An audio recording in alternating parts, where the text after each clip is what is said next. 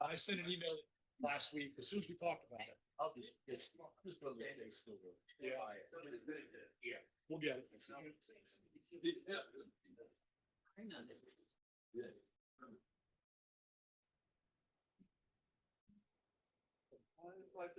All Rich on that already. Somebody went.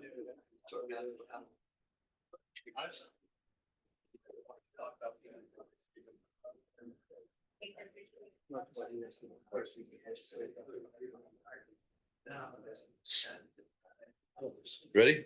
Can we start the meeting with the Pledge of Allegiance? I pledge allegiance to the flag of the United States of America and to the republic for which it stands, one nation, under God, indivisible, with liberty and justice for all. Roll call, Jared. Commissioner Gannett. Here. Commissioner Wynot. Here. President Wilbinski. Here. Commissioner Velarde. Here. And Vice Chair Leap is absent. Announcements, public comment on non-agenda items limited to 3 minutes per person. Please state that your name and if you live in Pocono Township. Is there anybody in the audience who wishes to make a public comment? Sir? Good evening, commissioners. My name is Chris Brown. I'm appearing before you tonight as counsel for 611 Land Development. I'm sure you recall you approved their land development plan for a dual brand hotel that straddles Pocono and Hamilton townships. The reason I've come to speak to you tonight is that we had a meeting 2 weeks ago in Hamilton Township and it did not go well. The initial request we have to Hamilton Township is that we will need their cooperation with utility easements in the PennDOT right-of-way. That is a matter which Hamilton Township has full discretion over, meaning they can approve that or deny that for any reason they want. They have indicated to us very clearly that they will not be giving us that under any circumstance unless it is clear that the tax revenue for this project goes to them.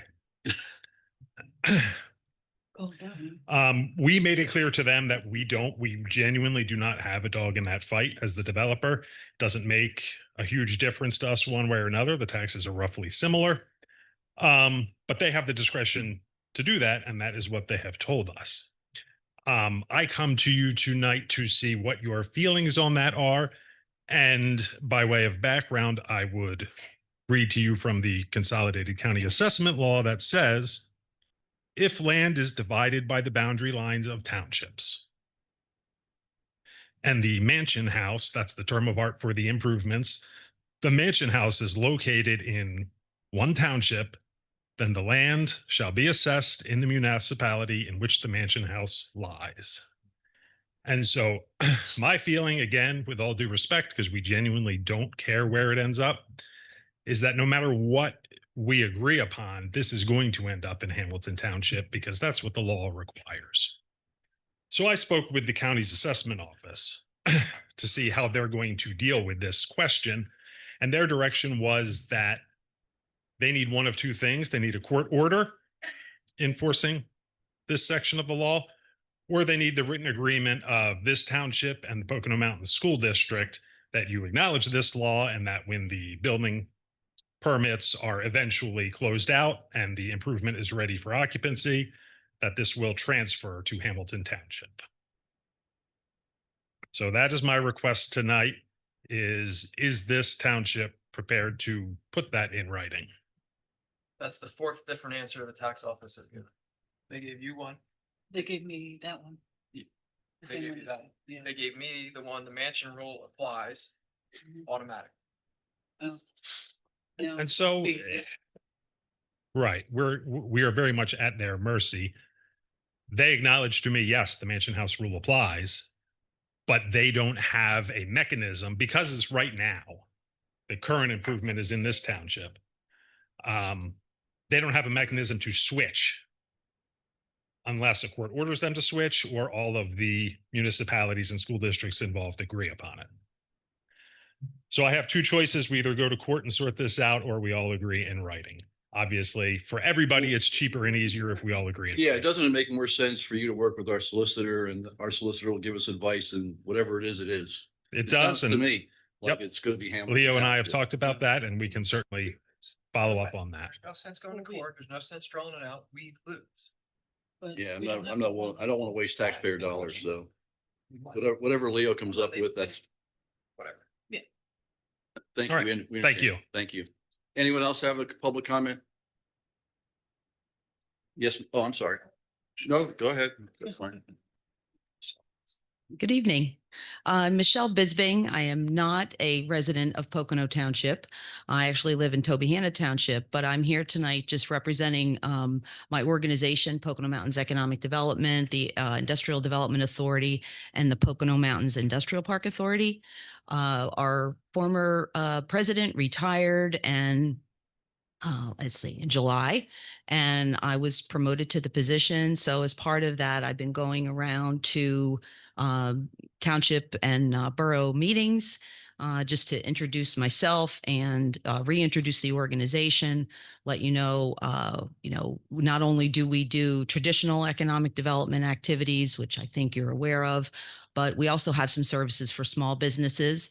So if any small businesses come to the township office, you can always refer them to us if they need assistance with financing or help with their business plan. We have the Small Business Development Center from Scranton that comes to our office once a month to offer those free business consulting services. And we also have a small revolving loan program that is targeted just at Monroe County small businesses. You can also use this as a resource for demographic and statistical information. So I did bring some information that I can leave behind, so you have that. And if there's anything that we can do to help and support you, that's what we're here for. So, Thank you very much and congratulations. Thank you. thank you. Uh,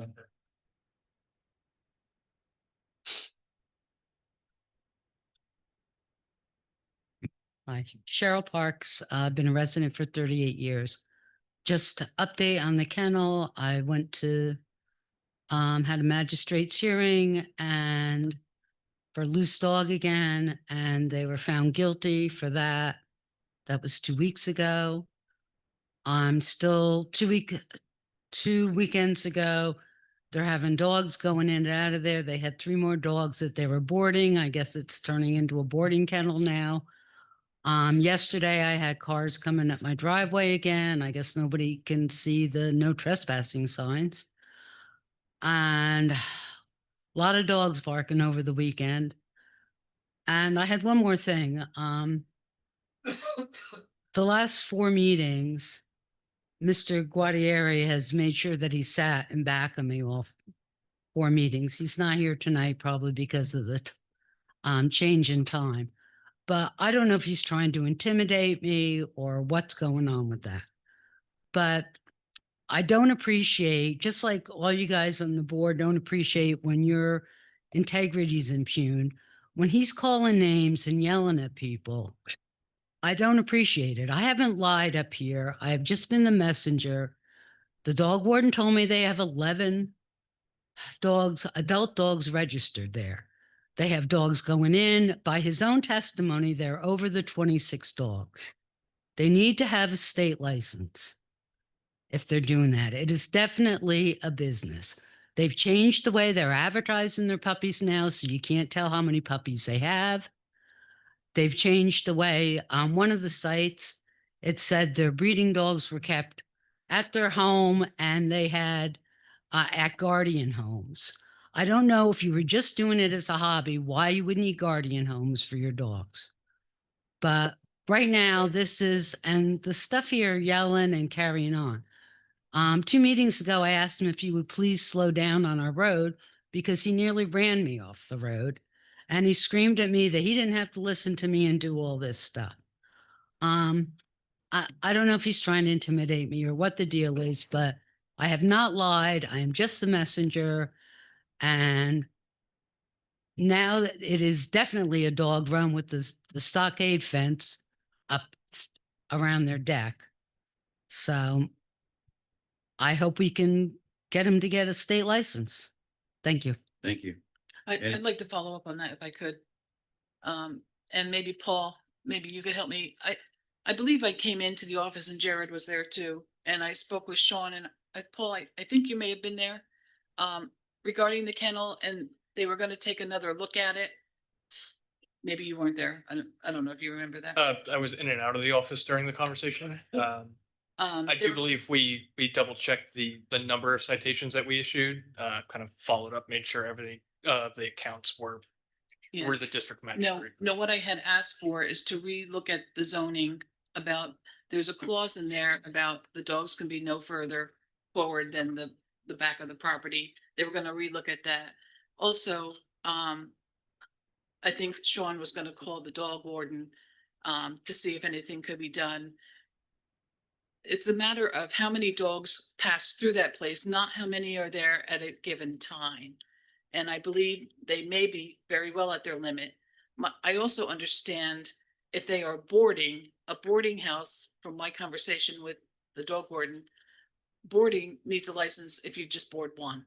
So if you could please look into that and check. I'll and- double and check let with us know. Sean, see if he discussed it with Yeah, the dog I warden. was really hoping this could be put to bed, but I think how they get around that, and he's alluded to it a few times, that the dogs are registered in their name.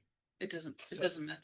Was it's their dog, they can board it. No, they got, yeah, Then I can't have my dog in my house. you can, I'm boarding it. but they have a kennel. They applied for a kennel. They have a kennel. AKC dogs are registered. That's the nature of the beast. Yeah. But we'll see. That's what I was told from the dog warden, multiple conversations. So, thank you. And we added nuisance to the kennel ordinance, right? Yes. all orders. So. How many citations does it take to be a nuisance? I don't know. Again, kind of, I think the bigger issue is we can cite them for, again, if dogs loose, that's a separate citation from a zoning nuisance. Right. We could potentially go under a nuisance. I'd have to double check the ordinance to see if it would fall under that. But again, it's You're mostly just fines. There's no mechanism to revoke a permit or anything at this point. They have a permit? They don't have a permit. That's what Cheryl's saying. They, They have a special exception from CHP. Which is nothing, that's not a permit. Right. A conditional use is not a permit, special exception is not a permit. Do they have an actual permit A zoning permit was issued for that use on the for property. a use of a kennel? Yes. And was it, how many violations? Does that have to be renewed every year? The zoning permit is good for the use so long as the use doesn't change. There's no mechanism in the ordinance to revoke a permit, just fines associated with violations. Okay. So again, theoretically, they could have every day those dogs loose. We would just have to fine them every time a dog is loose. There's no way to revoke that permit. So my other question would be then, is it a change of use if you go from a kennel to a boarding? That's just something to look I at. don't believe under our ordinance, there's a it's delineation between the two, but I can double check for you. With the state, it matters. So if you talk to the state, maybe you could check with them and then they need to do something, not us. Yeah. They would have to get again, with their special exemption, exception certificate that was issued, they would have to get that if they did go above that, a certain number of dogs. So if a license is required by the state for their use that they're doing, they would have to do it. And then they'd have to bring that in to show that they are in compliance with that section. But again, unless we can prove that they are doing what they're claiming, again, not trying to claim everyone's line, but Well, he came in and said he had dogs overnight. So he said that. I would have to see the state license to see where they draw that line of where that state license would be. Thank you. If you could check into that. Thank you. Sorry, what was that? I just said, thank you. If you can check into that, that'd be great. Thank you. No problem. Anyone else in the audience who wishes to make a public comment? Yes, ma'am. Good evening. My name's Rebecca Gallagher. I'm like the woman earlier, just here to introduce myself in the community. I'm the executive director of the Poconos Association of Vacation Rental Owners. I'm relatively new to the role, and I'm going around to the different township meetings to just say hello, let you know that we're here as a resource to you as well as our owners, and we expect owners to be good neighbors in the communities that they reside in. And we are hoping for reasonable ordinances and fees on the other side of things. So we think that by working together in the community, we can build a stronger community for both sides of the equation. Thanks for coming and good Thank luck with your position. Thank you. Appreciate it. Anyone else? Yes, yes, sir. Oh, no. Good. Good. Jim Pellegrini's Footwater. I came in tonight. It's just there's things that happen in social media that I'm not like thrilled about. I see things, Charles posts a lot of things. Brian's got a lot of ads. They got a thing going on, not necessarily a positive one, but it's there. But I'm all sorry, I professional. can't hear you. Can't hear you. You can't hear me? There you go. How about this? There. There you go. There he is. So I was talking about social media. So the other day, Charles posted something about a busted website, and it didn't go very well in a lot of the comments. And one of the comments, it was a name that had the word commissioner next to it. I don't know if it was somebody on this board or another town. I'm not sure. But there's a level in public servitude where you can't get down to the street level just by virtue of the fact that your name has that associated to it. I would encourage anybody, and I'm not saying anybody up there did it, to rise above that and not get down the street level and not criticize. In fact, just don't even comment if you don't like what he said. Or if you do want to comment, take the word commissioner off your profile. It's not a good look. It disappoints me. You're a leadership team. I've been a leader for a long time. Not anymore. I'm retired. But the point is, as a leader, you deal with things differently. There's always messages you can send privately that no one will see. So if you do feel compelled, and a lot of you do, and a lot of us do, to respond on social media, do it as a citizen. Don't do it as a commissioner. Take the word commissioner away from your profile. If that's what you want to do. And, we'll all live in peace. Thank you for your time. Yep. I came here, by the way, in person because I didn't want to do this facelessly through a Zoom meeting. And I do appreciate you all. And the park looks great. Thank you. Have a nice evening. Anybody else?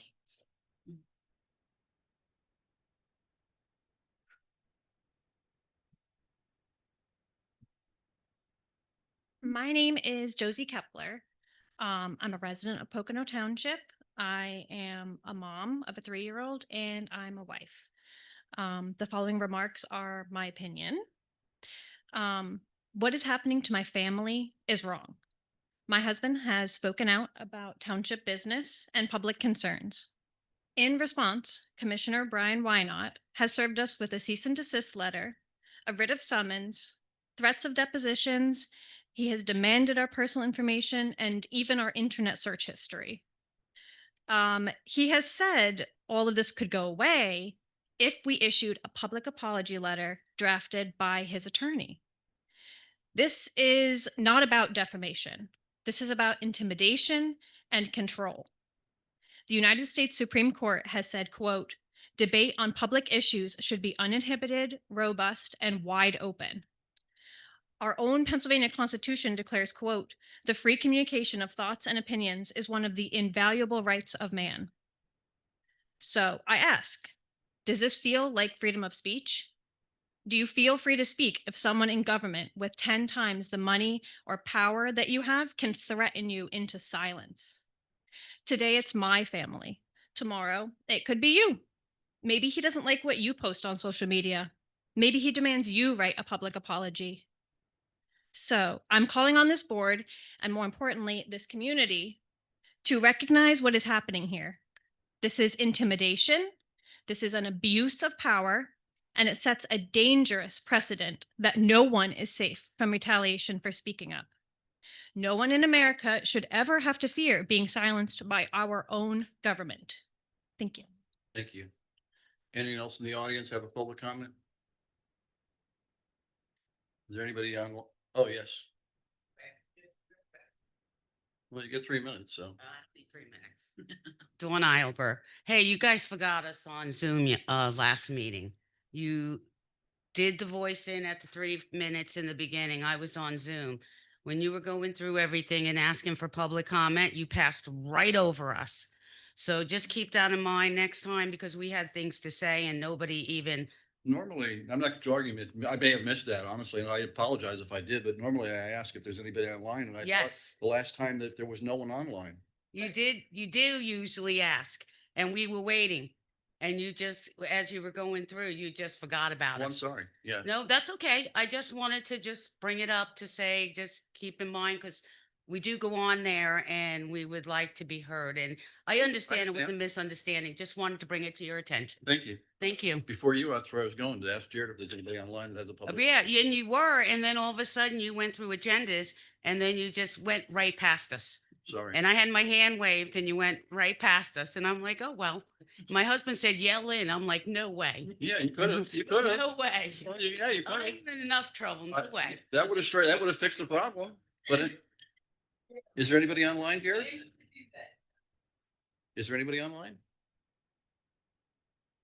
Anyone online, please raise your hand. Would like to request a public comment.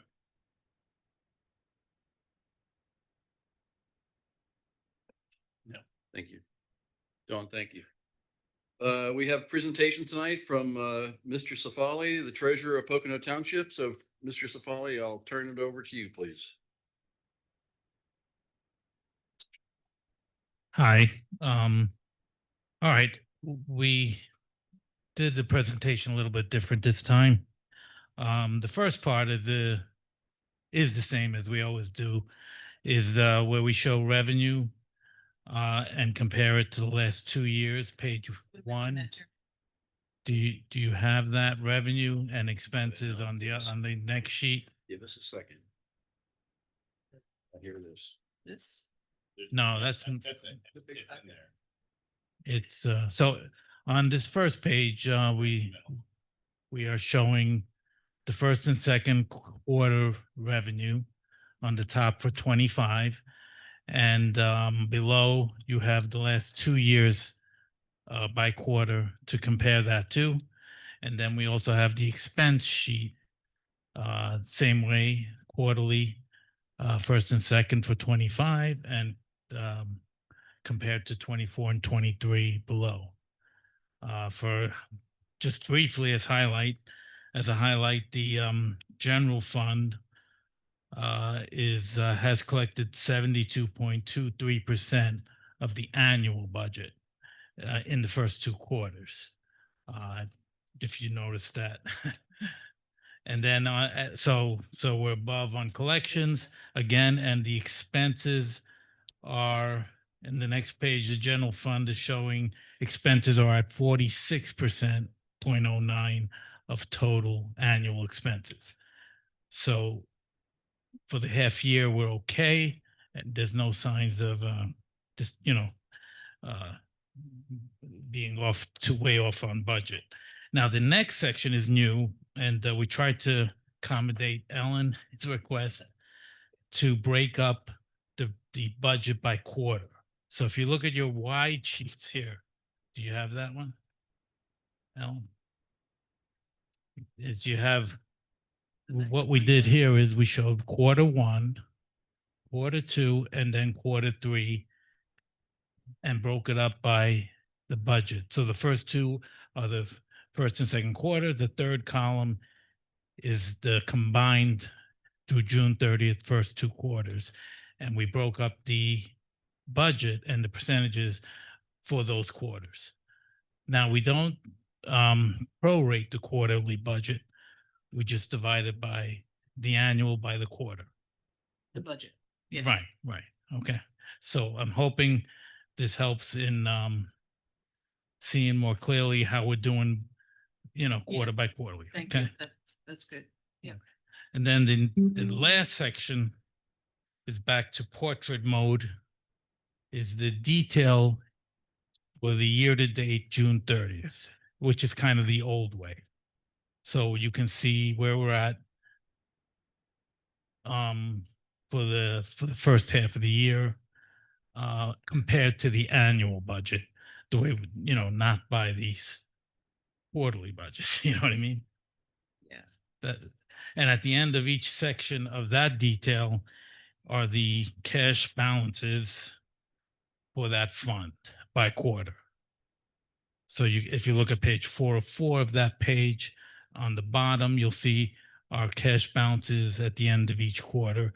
The first quarter was 8,472,884. And at the end of the second quarter under general, we have 10,998, 959.19 cents. There's a lot of detail here. We could spend hours going through this. I'm hoping you will just take the time to review it, and maybe if you have questions, we can talk about it next time. Yeah, for next time, because we're already at the end of the third quarter and we're just looking at the second. Is We're trying to your- catch up. Your timeline, yeah, that Well, we would actually, we are getting ahead. There was a lot of I know you had to catch up and. there was a lot of things last year, change of software, we went with the accounting, change of personnel. So we do anticipate getting this more timely. Like you said, we are on the third quarter. So we hope we can do it maybe a few weeks, maybe. Okay, we'll try and catch up on the That'd be next good. one. Yeah, before. It'd be nice to have as much as we can before we Right. have that Right, budget right.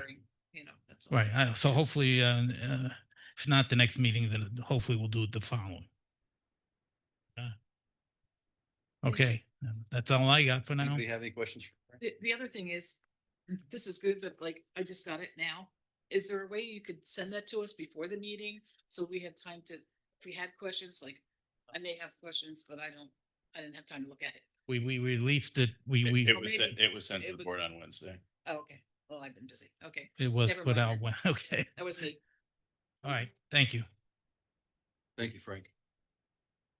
We have another presentation tonight from Eckerd Siemens, and the Pocono Economic Development Corporation, Camelback. Hello, I'm here in a couple capacities with Eckerd Siemens tonight. The first is with the Camelback TIF.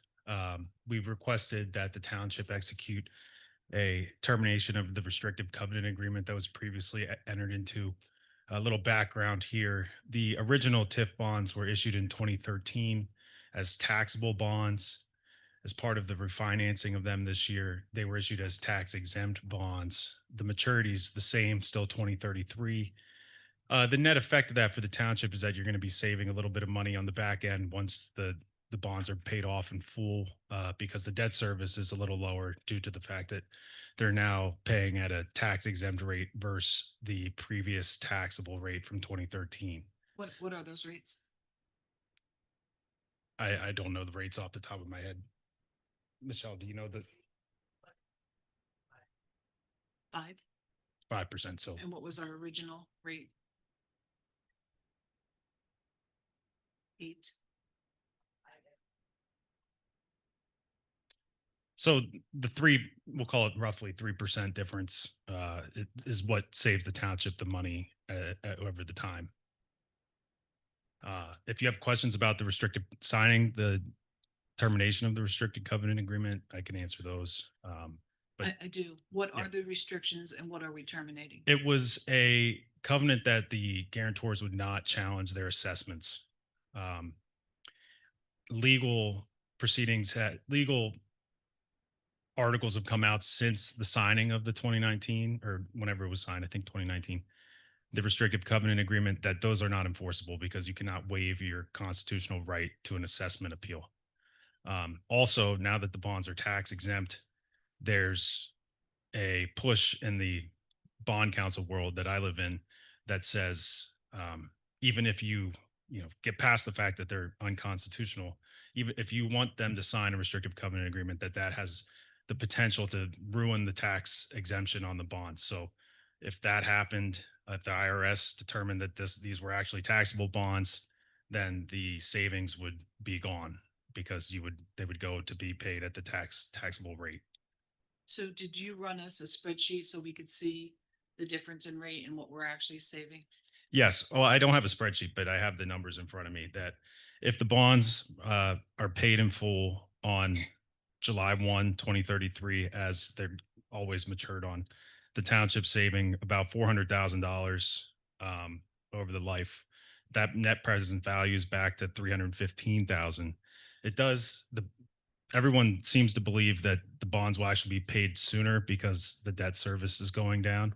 So there's a projection in the numbers from the final sale that because they are saving money, that they project that they'll be able to pay the bonds in full on July 1, 2029.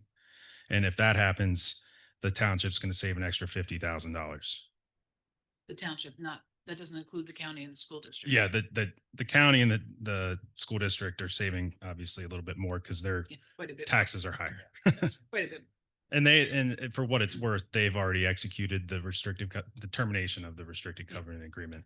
So I would really like to see the cash flow of this change. I thought we were gonna have it like a presentation of worksheets and numbers. Well, the number's 400,000 I know, but I want to see how you got there. because the interest rate's lower. I mean, we can send you And the what is schedules what is the benefit to Camelback? that they're saving money as well because the interest rate's lower. But this doesn't eliminate the TIF, does it? No, the TIF stays as it always had. If the bonds were never refinanced, the TIF would still be in place till 2033. So the only change here is terminating the restrictive covenant agreement and a lower interest rate, which So results in savings to the townships. what's the difference? Why are they now exempt when they originally were taxable? Because in 2013, 12 years ago, the bonds were only able to be sold with a guarantee. And if you have a private citizen guarantee the bonds, you cannot have tax exempt bonds. So now that the TIF has been up and running, is producing cash flows sufficient enough to pay the debt service, that guarantee is no longer needed. Well, So it's no longer needed. Are we the, giving up again? the people that sold Right. the guarantee's already gone. The bonds have already been sold. The deal's already closed in August. The bonds were able to be sold without the guarantee to buyers on the open market. So those buyers said that we don't need a guarantee anymore to be satisfied that we're going to be So wait a minute, paid back. they did this before we approved this? The bonds closed in August. There's no what's the benefit of the township to do this? I understand the county, I guess, did it, so did the school district, but what's the benefit for us to approve this? Township will make about $340,000 on it. It's 400,000. So, and if they pay early, 450,000 Is there a possibility they Over the will pay course early? of over the, How many well, even years? still, it's 400 over the course of the next 9 years. 9 years. So how did it get this far without our input? When we originally did the TIF bonds, Oh, please, Michelle, fully. Sorry. When we originally did these back in 2013, they go out as they're considered story bonds. The project wasn't built yet. There was like nothing to base it on. So the interest rate was a lot higher than what we were able to refinance them at. It's basically a refinancing of, of the loan. So we're hopefully shortening the term, getting you a better interest rate on the financing, which in turn then gets the taxing bodies get their money back faster. they're still collateralized. They're just not guaranteed. The bonds. Yeah. Yes. I mean, they're still collateralized. There's way more collateral. up there. Yeah. So the reason why this could be done without the township's approval is because the township approved the TIF in 2013. So then the bonds are able to be issued. From that point on, to refinance TIF bonds, the township doesn't have to do anything unless that you're going to amend the TIF plan. So the TIF plan never got amended. So it still terminates when it terminated back in 2013 when the TIF plan was created. So the bonds were able to be issued without the township's apparently without the township's knowledge. But that's just mechanics of how TIF bonds work. So now we're here asking for the termination of the restrictive covenant agreement in Is there- connection with the refinancing. Is there a that already possibility occurred. that Camelback can pay off the loan quicker than 2030? Yes, I believe so. I mean, Michelle, I- maybe you can speak more to that, but there are numbers that project a payoff in 2029. Yeah. And in a large part of that's due to the fact that the interest rate's now gone down. And just for the public's information, this tip was approved before we became a first-class township, back when we were a second-class township. So the board that was appointed by the commissioners, or the judges rather, was already a done deal. So, Yeah. And like, okay. like, Ryan said, there were no changes to the TIF plan itself. So there was, no reason to get prior approval. I can't hear you. We weren't making any changes to the TIF plan itself, so that's why it didn't come before you before this. And I mean, this is the projections that they're basing the payment on is based on current assessment and current millage. That may change over the next few years. We don't know. We're basing everything on what we know right now. So if millage goes up, the taxes are higher, so we're going to be collecting a little bit more to pay off the bonds. So if we do nothing, don't we still get the benefit of the lower rate? Because I'm guessing they've been sold. Yeah, at I a think the lower rate. risk of the township doing nothing is that there's a declaration that the bonds are taxable. And that would mean that you would no longer save the money. Because on the flip side, you asked what's the township getting? Well, the township's not getting or giving anything because they're terminating an agreement that is unconstitutional. So it's a clerical cleanup from when it was originally executed, which was before my time. I don't know how else I can. And then are we charged any kind of fees No, for this? There's no additional cost. no, we're asking for the termination out of it as a courtesy and to protect the tax exemption on the bonds. So it's really the we're talking. termination because of the unconstitutional costs. And that's But basically. yeah, it's if they wanted to challenge the assessments just because this agreement's here, they go to the court. Court says, yes, these agreements are unconstitutional. Go ahead and challenge it.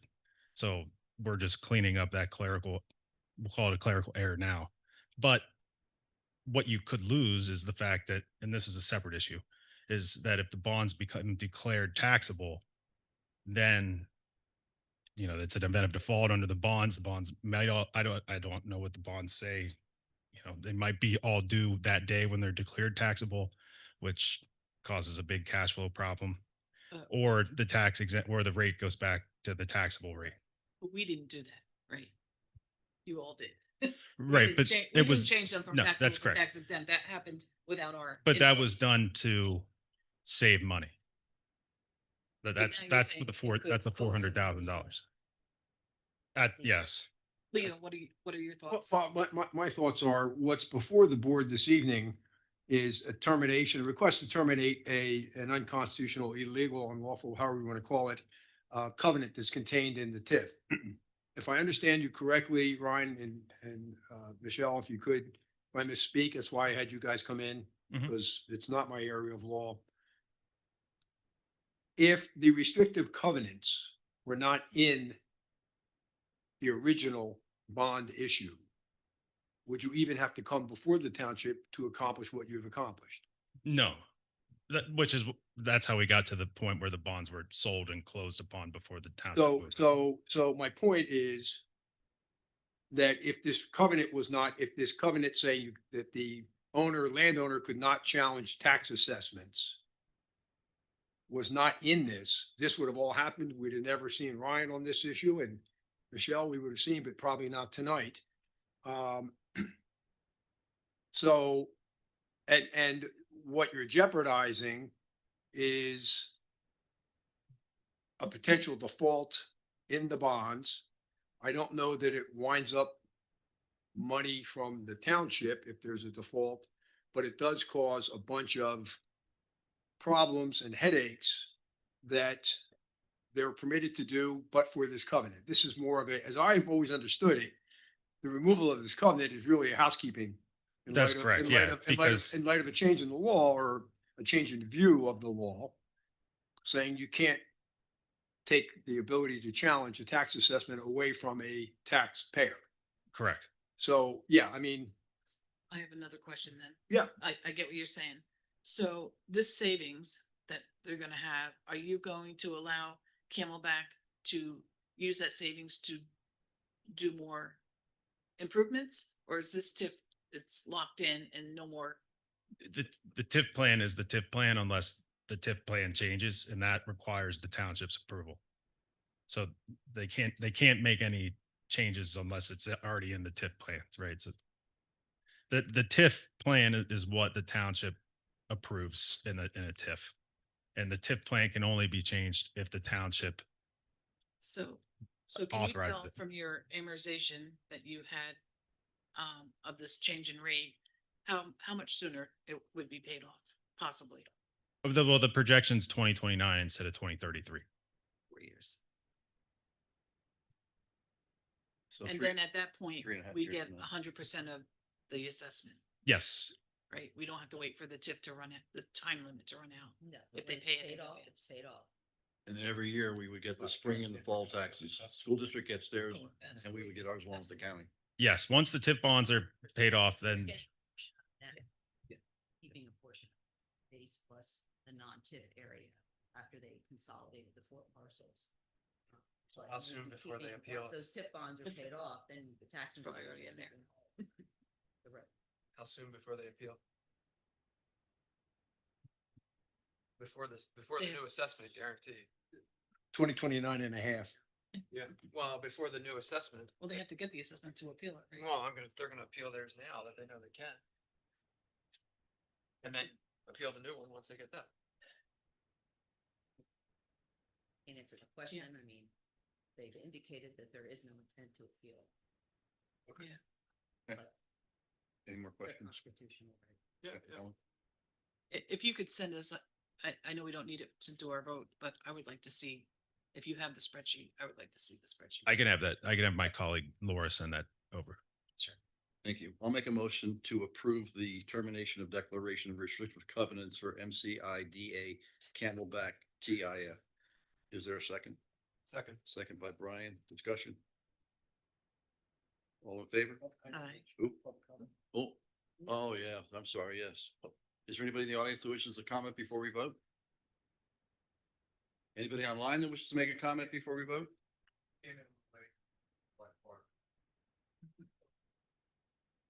All in favor? Aye. Aye. Aye. Any nays? Motion carried. Thank you. Thank you very much. I appreciate your courtesy on that one.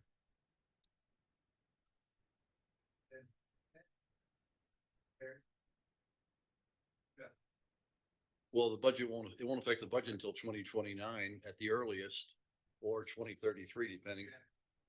But certainly, it will certainly affect the budget because it'll reduce hopefully the property owners and also the commercial property taxes in the township, county and school board. So they'll pay us back for that 20-year TIF. So hopefully it'll be 29 versus waiting another 4 years. Yeah, I just see a lot of big projects, in your 26 years. See a lot of large. Banks. Bank taxes. 26 years, probably 100,000 plus. That's all. You know, I have a small list of things, different little people. About speeding, dumping. Sir, I'm sorry, you should, I mean, the meeting did start at 5:30 today. It was advertised, so the comment period for tonight is pretty much closed. I'm not sure who you spoke. That's fine. You can leave it with the manager and he'll share. Is that? Thank you. Normally our meetings are at 6 o'clock, sir, but because we have so much on the agenda tonight, it got moved up to 5:30. But just to clarify for that TIF, it's just a tax incurred financing. So we don't give any money away. We just have to wait for it to come back in.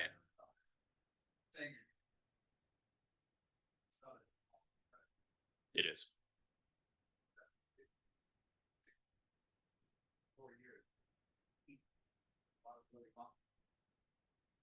Thank you. We have another presentation also from PFM and Eckert Siemens. It's for the financing Thank you, of the Michelle. police wing. Thank you. All right, so this is where I was originally intended to speak about today, but it was covered for my colleague on the termination. So Zach and PFM is here. We're here to talk about the financing for the police wing. Zach has a presentation that shows some debt service for you guys to look at. So I'll turn it over to him, and I'll be here to answer any of the legal questions surrounding that financing. Okay, great. Thank you. Yep. Again, Zach Williard from PFM. It's good to see you. You too, Zach. So I think the last time we were here was just about 2 years ago. We're going to walk through this handout first, and there is some spreadsheets in here, Ellen, so you can look at those. This is a continuation of a project going back, and we've been discussing this, I don't know, since 2019, I think a couple managers ago, running numbers for this building.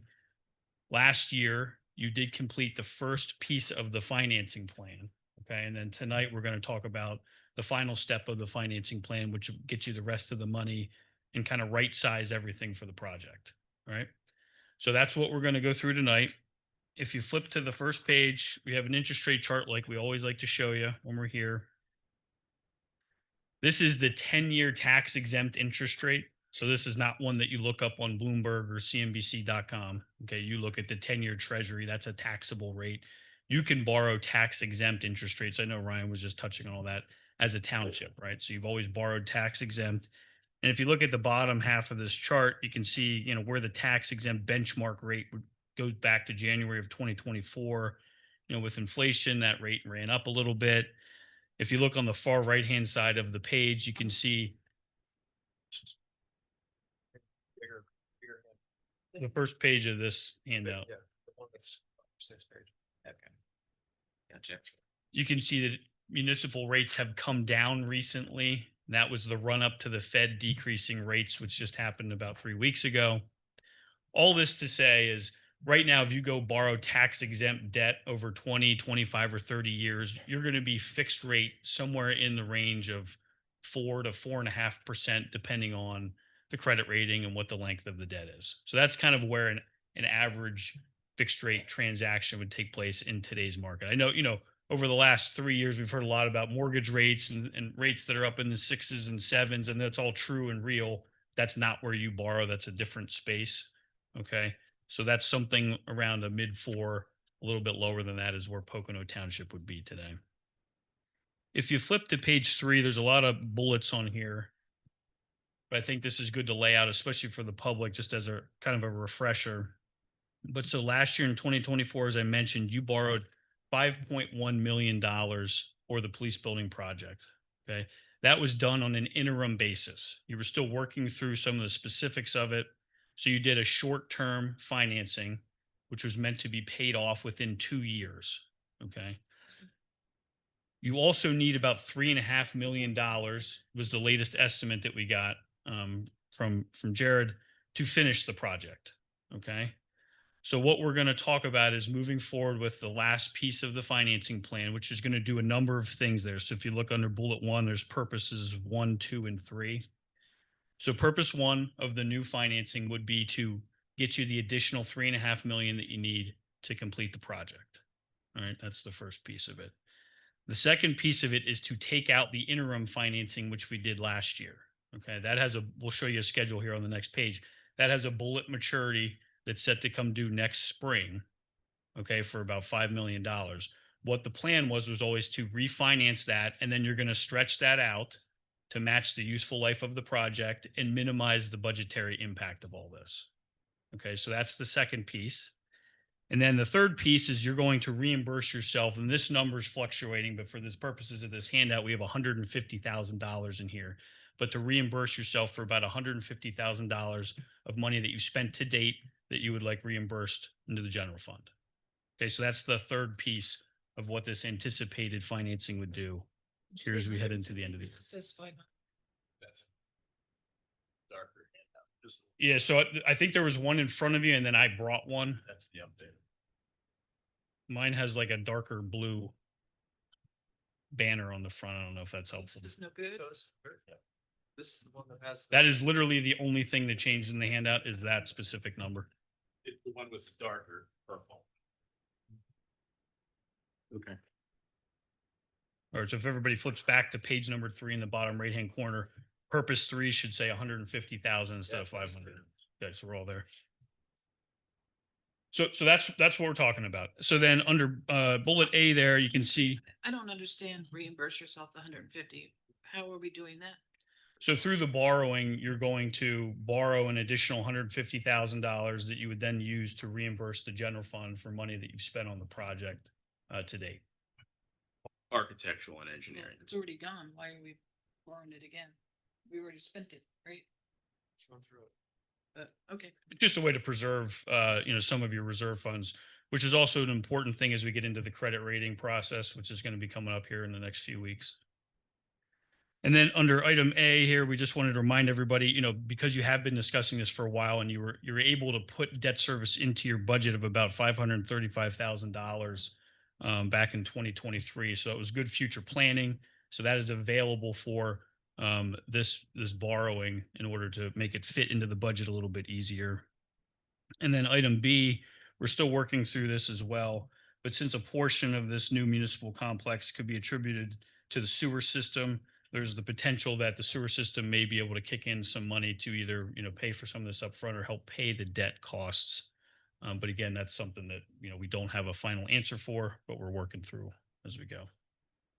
So any questions about the purpose of the borrowing? Okay, we'll flip to page 4. So really briefly on page 4,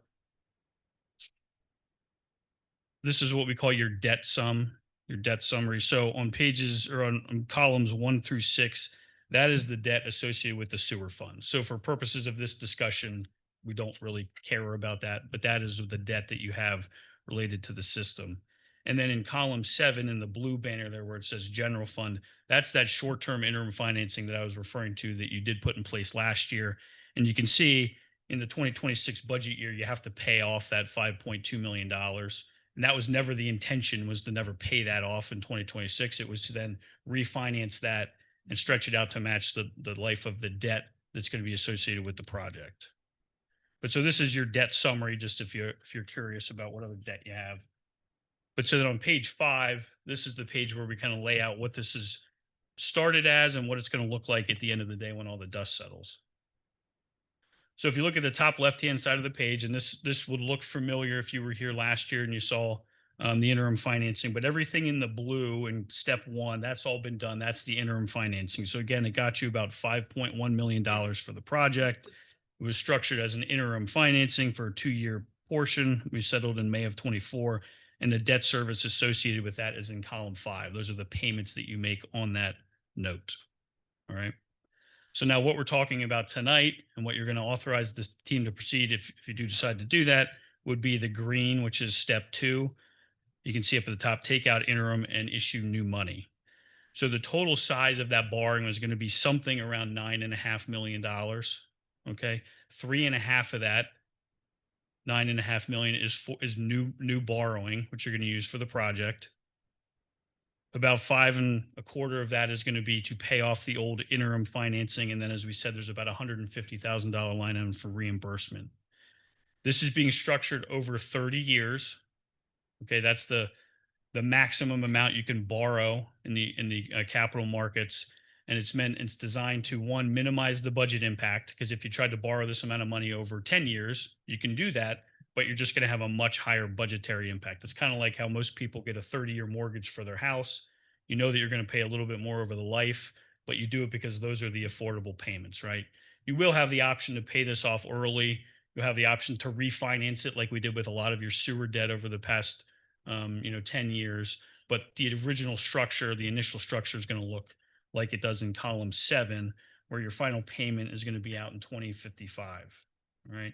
Right now, conservatively, we're estimating the payments on this to be about $620,000, which means you would have to fit some additional debt service into your budget, in the coming year or two. Okay. Right now you have about $535,000 in the budget. You're going to have to get that number up to something like 620. If we did this today, it would be lower than that, but we're just being conservative because we haven't issued today yet. So any questions about page 5, but this is essentially, you're going to, you went from column 5 and you're going to end up in column 8, and you'll have issued about, $8.5 million for the building project. Any questions? And jump in if I'm missing anything. Jared, that you wanted me to mention. Fees to do this, right? You have fees on top of. Yeah, so not on top of this. So the fees are included in here. Usually we estimate about $250,000 in fees. Those are not final. They'll probably come in below that, but that's what's assumed in column 7.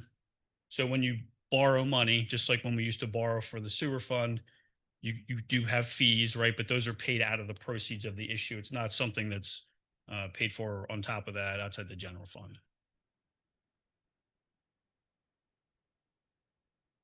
Any other questions? What's the interest rate? The interest rate in here is probably about a 4.75%, which I think we will do better than if we did this today.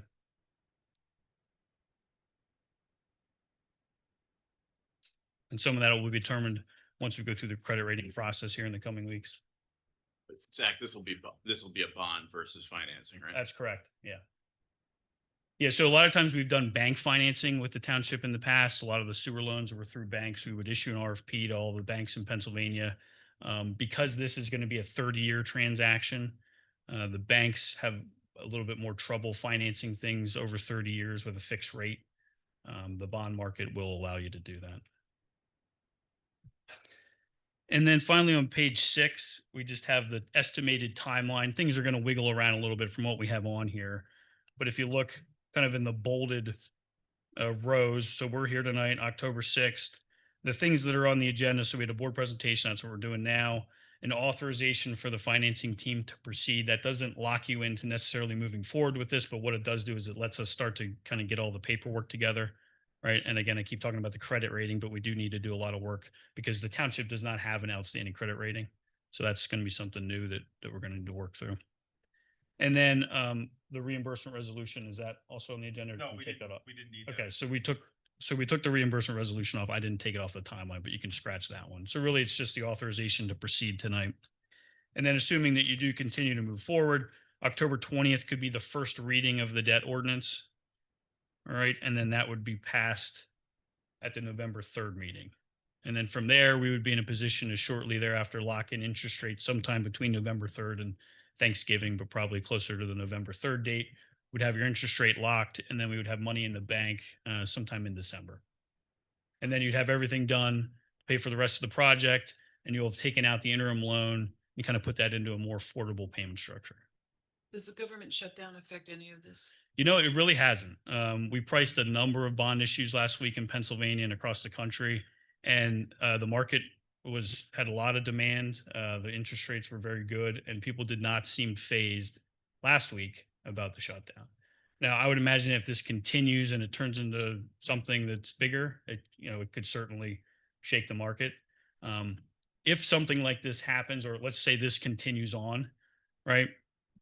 And we're going to do the bond sale, like I said, the week of the 17th, and there's some event that week that's a problem, right? And you look at the interest rate chart and things start moving around. All we'll do is we'll hit the pause button. What Right. will you do? We'll hit the pause button and we will stop. We don't have to lock in interest rates right away. Unless it goes down. Unless it goes down, Then you won't. then we'll go faster. Absolutely. But if there's some sort of spike where rates do go up, if you go back to that interest rate chart and look over the past 30 years, there's lots of market events where things do this. And what you do is you just wait it out, right? The market will normalize at some point, but we are not forced into doing this the week of November 17th. You're going to pass that debt ordinance and we'll be ready to do it, right? And we'll have everything ready to go. But if something does happen and we decide we don't want to move forward that week and we want to wait until the 3rd week of December, something like that, or the 2nd week in January, we can do that. So we're gonna borrow 9 million and and the end game is 19 million, we're gonna pay back. No, so the end game is you're going to pay back the 9 million. Oh, and plus interest. Plus, oh yeah, I'm sorry. Yes. So 19 million. yeah. So yeah, to your point, if you look at the bottom, so we're back on page number 5 in the green, column 7 would be the new debt service. And you've already made some payments on the interim loan from last year. So yeah, something like column 8 at the end of the day would have been what you paid out for the project in total.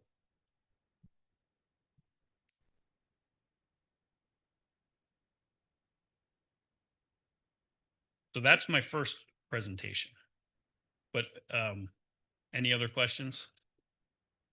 Any other questions from the board? Yeah, did you happen to run it with different interest rates so we could see like where we want to say this isn't good for us anymore? Like, Well, so we've run a number. I mean, we've been running numbers for this for 6 years.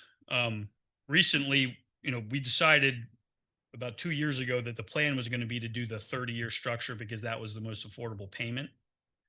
So if we had a lower interest rate, the payments may come down to 610,000 or 595,000, or if they go higher, it could be a little bit higher. But we have not recently run any type of analysis because we kind of settled. We thought we'd settled on the plan previously. I'm not sure if that answers your question, Ellen. no, I guess I could run that myself. So, But so what would be the question? If we ran it with a lower rate or a higher rate, the payment would change. I don't know that it would change the structure though that you would pick, unless I'm missing something. And you ran these on the higher end at 4.5. I think these are closer to a 460. Okay. Something like that.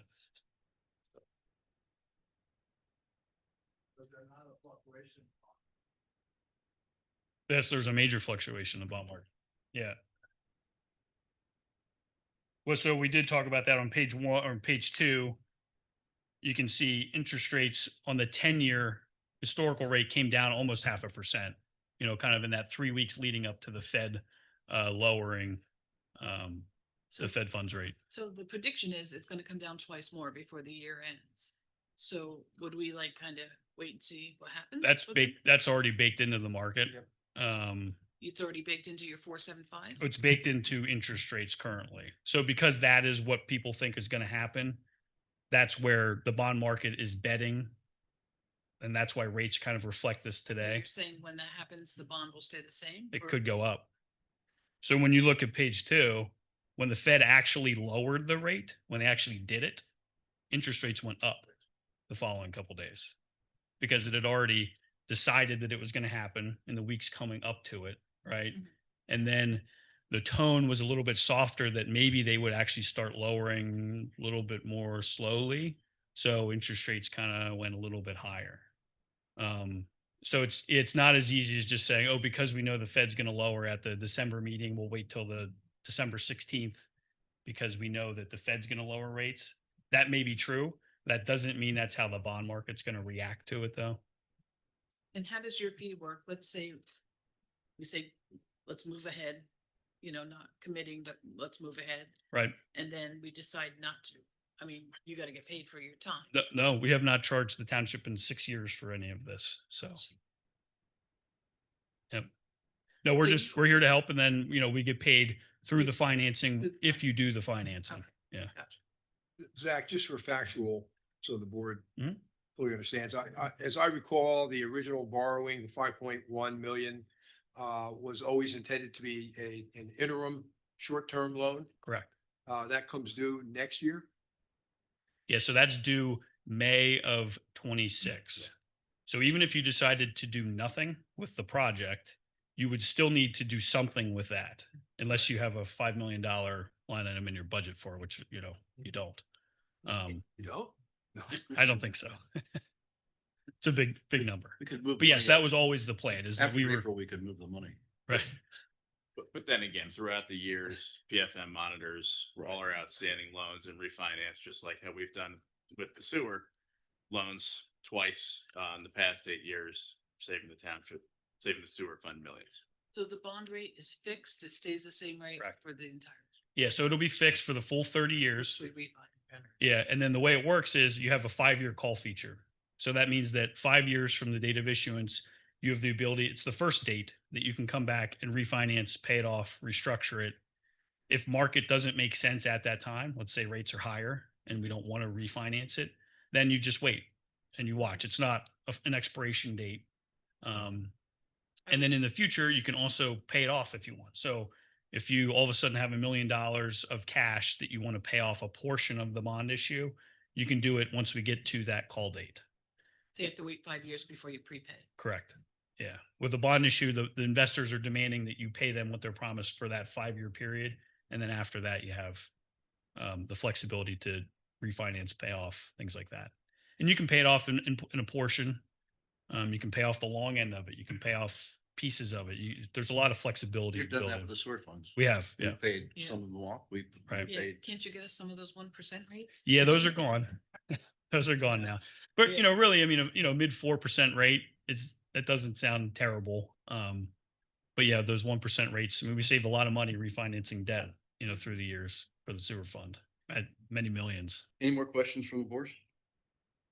And depending on timing, when we come up with a good budget for the projects, we might not need to borrow at all. That's what I was gonna say.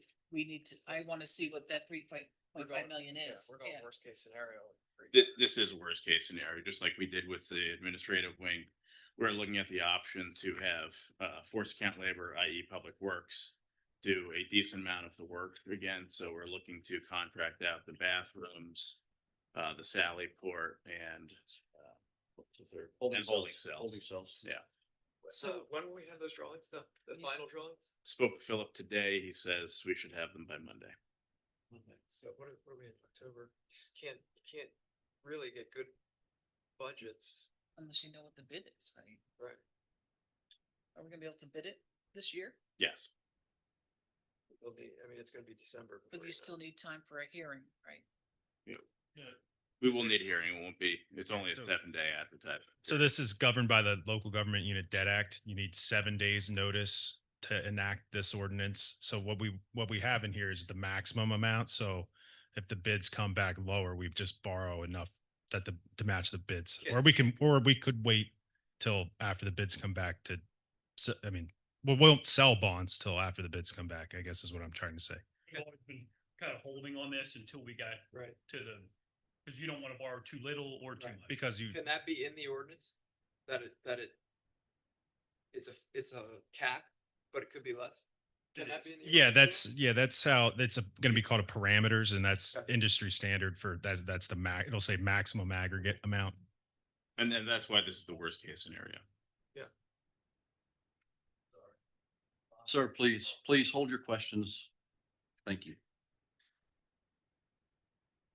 The commissioners, we good?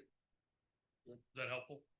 I think it's very helpful. Okay. You guys have been tremendous for. So if we keep on the schedule that Zach had in the back, we'll come next week to introduce the ordinance. If you authorize us to proceed, we'll draft the ordinance. Jens and myself will send it over to Leo for him to review before next meeting. That we'll have the notice that we want to run in the newspaper there as well.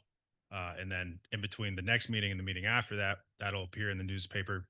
I'm sorry, it's 3 days, not 7 days for the Debt Act notice. So 3 days prior to the second meeting from now, it'll be in the newspaper.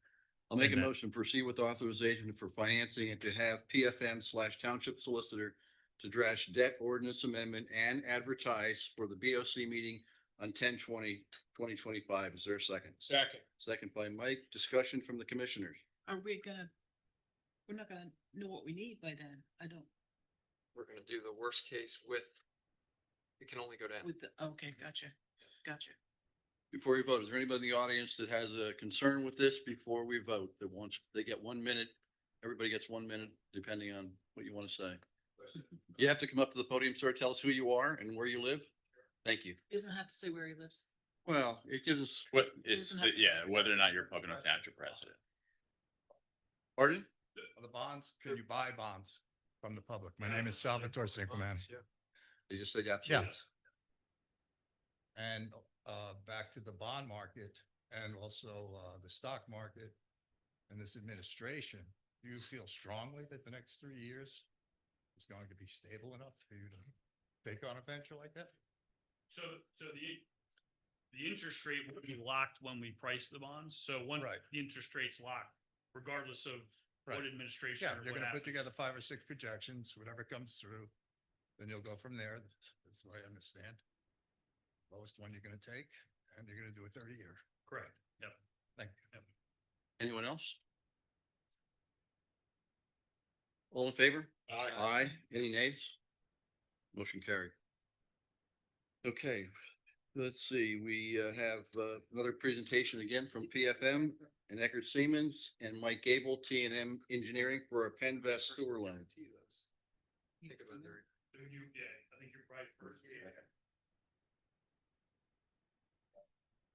Good evening, everyone. I'm Mike Gable with T&M Associates. I'm Hey, the Mike. township's sewer engineer. I handle the engineering services required for your sewer system.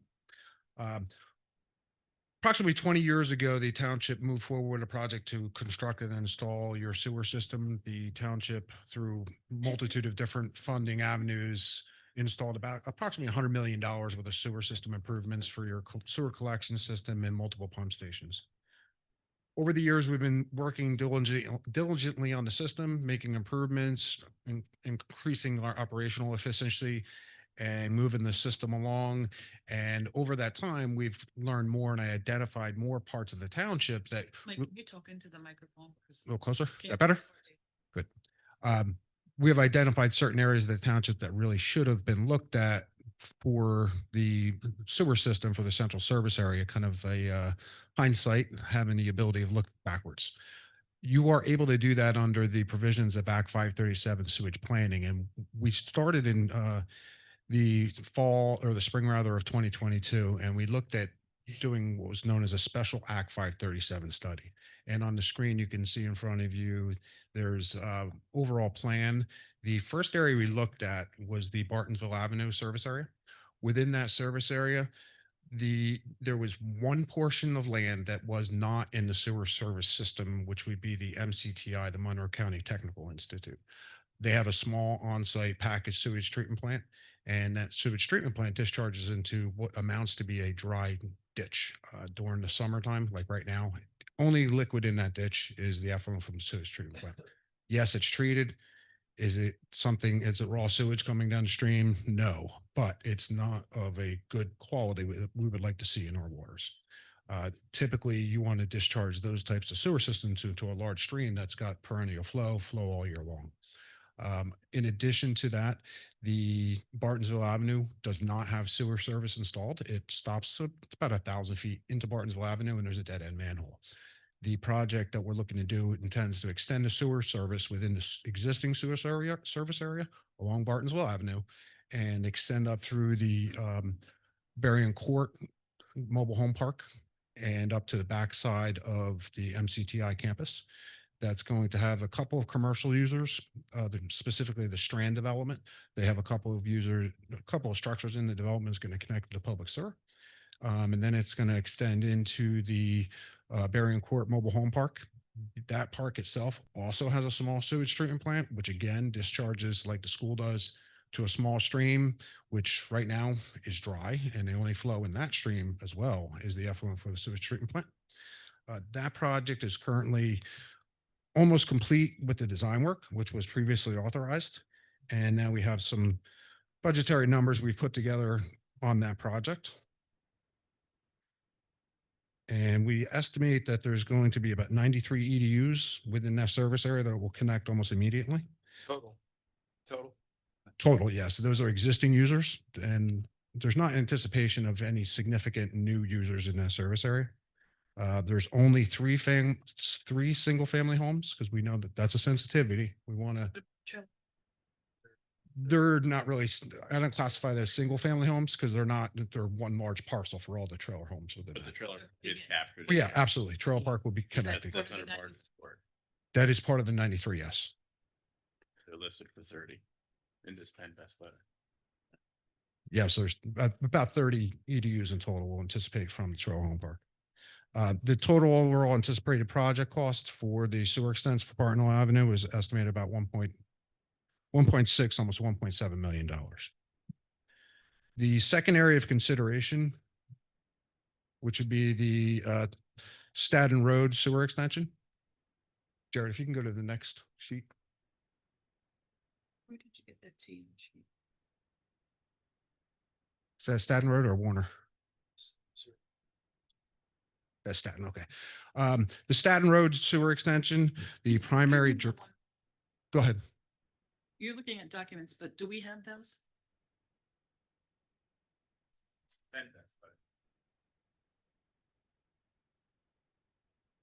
I don't have it, Chair. I don't think I have it either. These are not. These are the. That's just what you've done so far.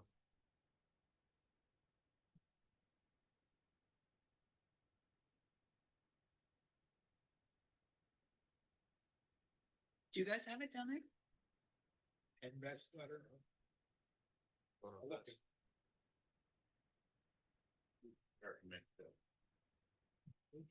Sorry. No worries. I have 3 more copies I can give. Well, we'll get more copies. So you want to have them?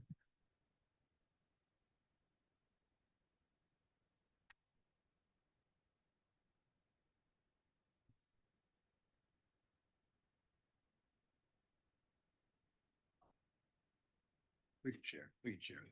I've seen this anyway. Thank you. Thank you. This is the area. And for your edification, I'm going to be jumping around a little bit. I'm not following the exact format in that letter, but I wanted to create a document that captures all the relevant data. So that way, in the event that you want to go back and look at all these items in the future, you can.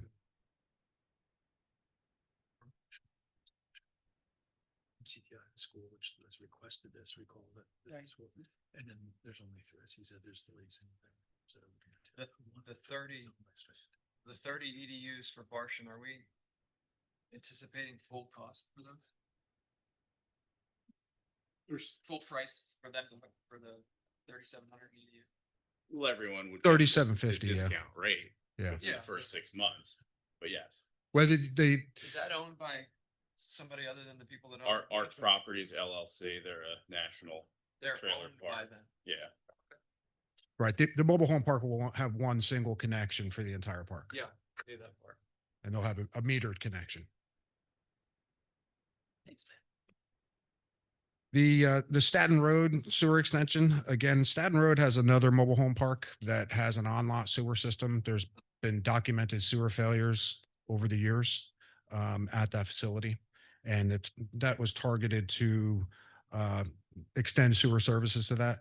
We held up on doing any work on that project. We were waiting for Core 5 actually has done a significant amount of work for us already. Their project proposes to install a sewage pump station right along the 80 right of way and extend gravity sewer up Staten Road. Our intent is to pick up from the end of their sewer extension and extend it the rest of the way up along Staten Road to connect to Polville Court. And there's going to be about 18 EDUs from the mobile home park, which will connect. Of course, the Core 5 warehouse will be connecting to a portion of that. And there's 13 single family homes in that general area. Talking Ruby Lane. No. 4 lots along Ruby Lane. Not all lots. And those lots are the ones that have most likely potential for having septic systems that either the lots are undersized for on-lot sewer or close to wetlands and marginal soils. And we are not targeting those, or we just happen to be coincidentally running in front of their home. So we don't have a choice. We have to connect them because they have an undersized lot for on-lot sewer systems. Mike, with the mobile home park, are we going to run a line to each mobile home, or are we going to put a line out in the front and then charge the owner the number of EDUs? Yes, exactly. They have an existing dosing tank, which is where they pump their sewage into the beds. Right. We're going to have them rebuild that dosing tank and pump into our sewer system, and it's going to be a single metered connection. We do not want to take ownership of their collection system in that. We don't want it. Yes, Mike, thank you. Mr. And- President, I'll just add that the owner of that mobile park is aware of the township's efforts and is at this time supportive of those efforts. Smart guy. And the last portion of the project, the Sullivan Trail sewer extension, the Sullivan Trail area extends sewage from the 715 corridor or the 715 corridor along Sullivan Trail to Camelback Road with the intent to bring sewage right to the edge of the Camelback tubing slopes. along that route, there's multiple existing commercial users and multifamily users with existing on-lot problems. We know that Barley Creek has struggled with their sewer systems over the years. We know that the Ski-Side, Slopeside Village at the, right before you get to Camelback, they have on-lot systems that are also failing. And we're suspecting that there are multiple other failed systems within that corridor, and that corridor is sensitive. It's got the Pocono Creek's headwaters. It's got pristine water, but all the sewer systems are sitting on glacial outwash. It's all sand and gravel. So as the sewage goes into those sewer systems, it goes very quickly to the stream. And without having your smaller fines and your clays to slow that sewage down, it doesn't get the proper treatment underground like we would throughout the rest of the township. It goes very quickly to the stream. So that area, to get them off of the on-lot systems, would be a big benefit to the overall quality of the stream. You're not inferring that the stream is polluted from that, right? There's no evidence because we have high quality streams. It's Are being you- diluted enough that it hasn't had an obvious effect. You know, there's stuff running into the stream from somebody's septic. We know that for a fact. We know there's systems on there that have no way to have systems that will comply with current design standards for on-lot septic systems. We know that part. But Whether I'm we asking could you, say- do you know that somebody's septic is leaking into the stream? Do We- you know that? Barley Creek, we know that they're a problem because they've failed their effluent limitations a multitude of times. And there are other areas where we simply can't even find an area on their parcel that would be suitable for an on-lot sewer system. We don't have any we have not done analytic testing data. And you don't necessarily need to do that to know that an area has concerns. And that's what the whole premise of the 537 plan was, to identify concerns. County just finished the water assessment. In the Pocono Creek is not impaired. Correct. Guaranteed, 100% not impaired. But the whole purpose of what we're trying to do here, we don't want to let it get impaired. We want to be proactive and protect the stream before it even gets to the point in time where it could be impaired. Are these, of each of these areas that you outlined, the Right. three different places, are they already in the 537 or we have to amend the 537 to put them in? It's already done. Everything's in the 537. The 537 was approved in 2024. The Monroe County Planning Commission had commented that the township was very forward-thinking and proactive, and they commended our planning efforts within that plan. It works, it's consistent with the overall county comprehensive plan and the township's comprehensive plan. So when you run sewer up to all these places, Right. do they also have to hook up to water?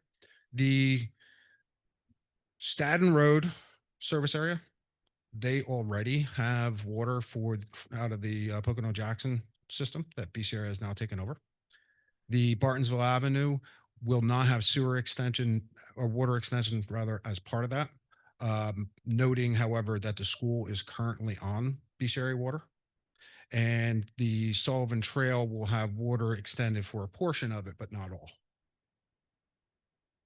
The intent is to run water up to about 1,000 feet past Barley Creek and then stop at that point in time. So I thought the rules, Leo, you correct me if I'm wrong, or John. I thought the rules were if you get sewer, you had to have water, which I was always against. So now we're saying New development. you don't have to? New development. Yeah. New development. I'll defer to John or Mike about that issue. That was, you are correct. I've heard the same comments, Ellen. So I'll defer to the Sure. engineers. It's a gray area in regulations. The regulations don't specifically say you shall. What they want you to do is commit to providing that service as part of the approval process. And I thought you see. But like that's for Yeah, existing. hang on 1 second. DEP's exact wording in the docket is new development. Correct. correct. There's no gray area. It's new development. It needs to be challenged. But there's no gray area. It says new development shall have, that's surface sewer shall have water. But I That's thought, not gray. That's I black thought and white. BCRA said they go by you, you have to have hookup. Wasn't there a mandatory Yeah. hookup? If they go by you, but they're not, But we're not going over. You're saying only new. So if I lived there for forever, you can go right by me with your water line? I don't need to hook up? Not residential. No, that's a different question, Ellen, Right. Okay, well, there's residential in this packet. which they will have to connect. They will. If they're within, for sewer, if they're within 300 feet, the structure is within 300 feet, they will have to connect. two questions. The first question you asked was, if you have sewer, must you have public water? Right. And we're hearing that that applies only to new. The current approval, and I was going to follow up a little bit further as to why, the gray area. The current approval says for any new development within the expanded service area, water lines will be extended. So the Sullivan Trail corridor does have potential for new development, and that's why water is being extended along that corridor. The other developments, it's really to address existing development or areas that already have water. So anybody that already lives there. Right. Does not have to hook up to water. If you run If it to a. the new township has development. not yet adopted a mandatory connection order for water Yes, we have. in the new corridor, Through BCRA. Absolutely. If they have to run the line. if they have water, right? If, that's why we're confusing two issues. Correct. There's two issues. Issue number one is we run a sewer line up. Do they have to connect? The answer is yes, there's a mandatory connection ordinance. If water is not there, there's no requirement, as I'm hearing, that BCRA has to run water and now they have to connect.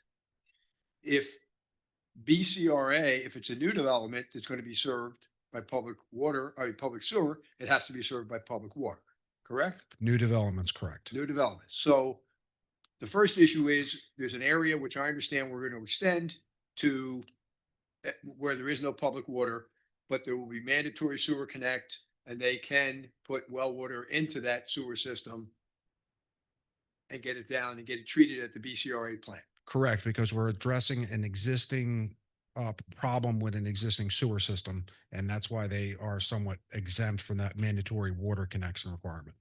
That's the key indicator. All these extensions have known problems with the DEP, with failing sewer plants. Correct. All of them. Because I'm in here, I don't have a problem. How do you know? The big, Yeah. Gerald was talking about the big developments, the big users, So. Yeah. Barton Court, Ball Court, Slopeside Village. Barley Creek. Not in the small treatment plants that are serving MCTI that are antiquated. We're not saying that they're failing now, but they're antiquated. But there are, I mean, as And they've expressed an interest Barton to Court connect. has had West Nile virus for 3 years. It was built in 1957. It discharges right into the stream. But my It's a understanding, problem. my understanding is if you don't have sewer run up and you have a failing system, you have the opportunity to fix it and put it back. Right? You don't have to get a sand mound if you didn't have one to begin with. Well, I'll going to step on my engineering toes here. If there is no place to put a standard system, you're screwed. And you want on lot, it's going to cost you 40,000 to build the sand mound. No, I'm saying if I have an old version septic, right? And it fails, but I can fix it. I can fix what I have. I don't have to put a sand mound in. We went through this with a property on 715 in front of Stocks. Only if there's Yeah. adequate area to put that system in. And I think what Mike's talking about, and if our SEO was here, Helen Beer, she would be able to attest. There are places in these areas that are being proposed where there's failing on-lot systems and there's no alternative place to put a new system in. What Ellie's asking, and this is engineering for sure. If my on-lot system fails, can I repair that? I'm not saying my lateral snaps, that's a yes. I'm saying if my drainage field fails, is that something that's readily fixable? Certain instances you can. If you can find suitable soil, yes, but it's The not fix a, is to it's relocate. it's not a mechanical failure that is usually the problem. It's a failure of your drain field. And in most cases, if your drain field has failed in that location, especially on a small lot, you're not going to find a replacement area. And that's what's happening with the trailer courts and some of these older Barley Creek.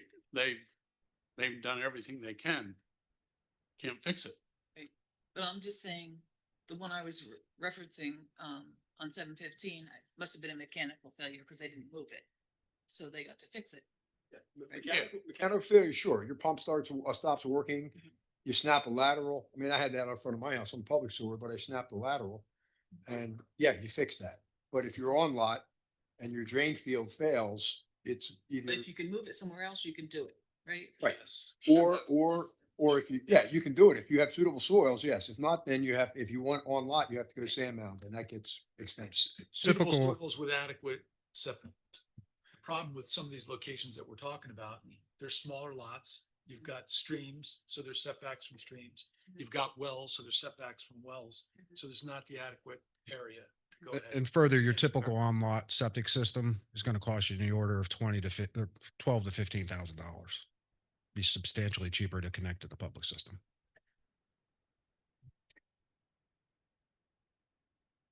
Um,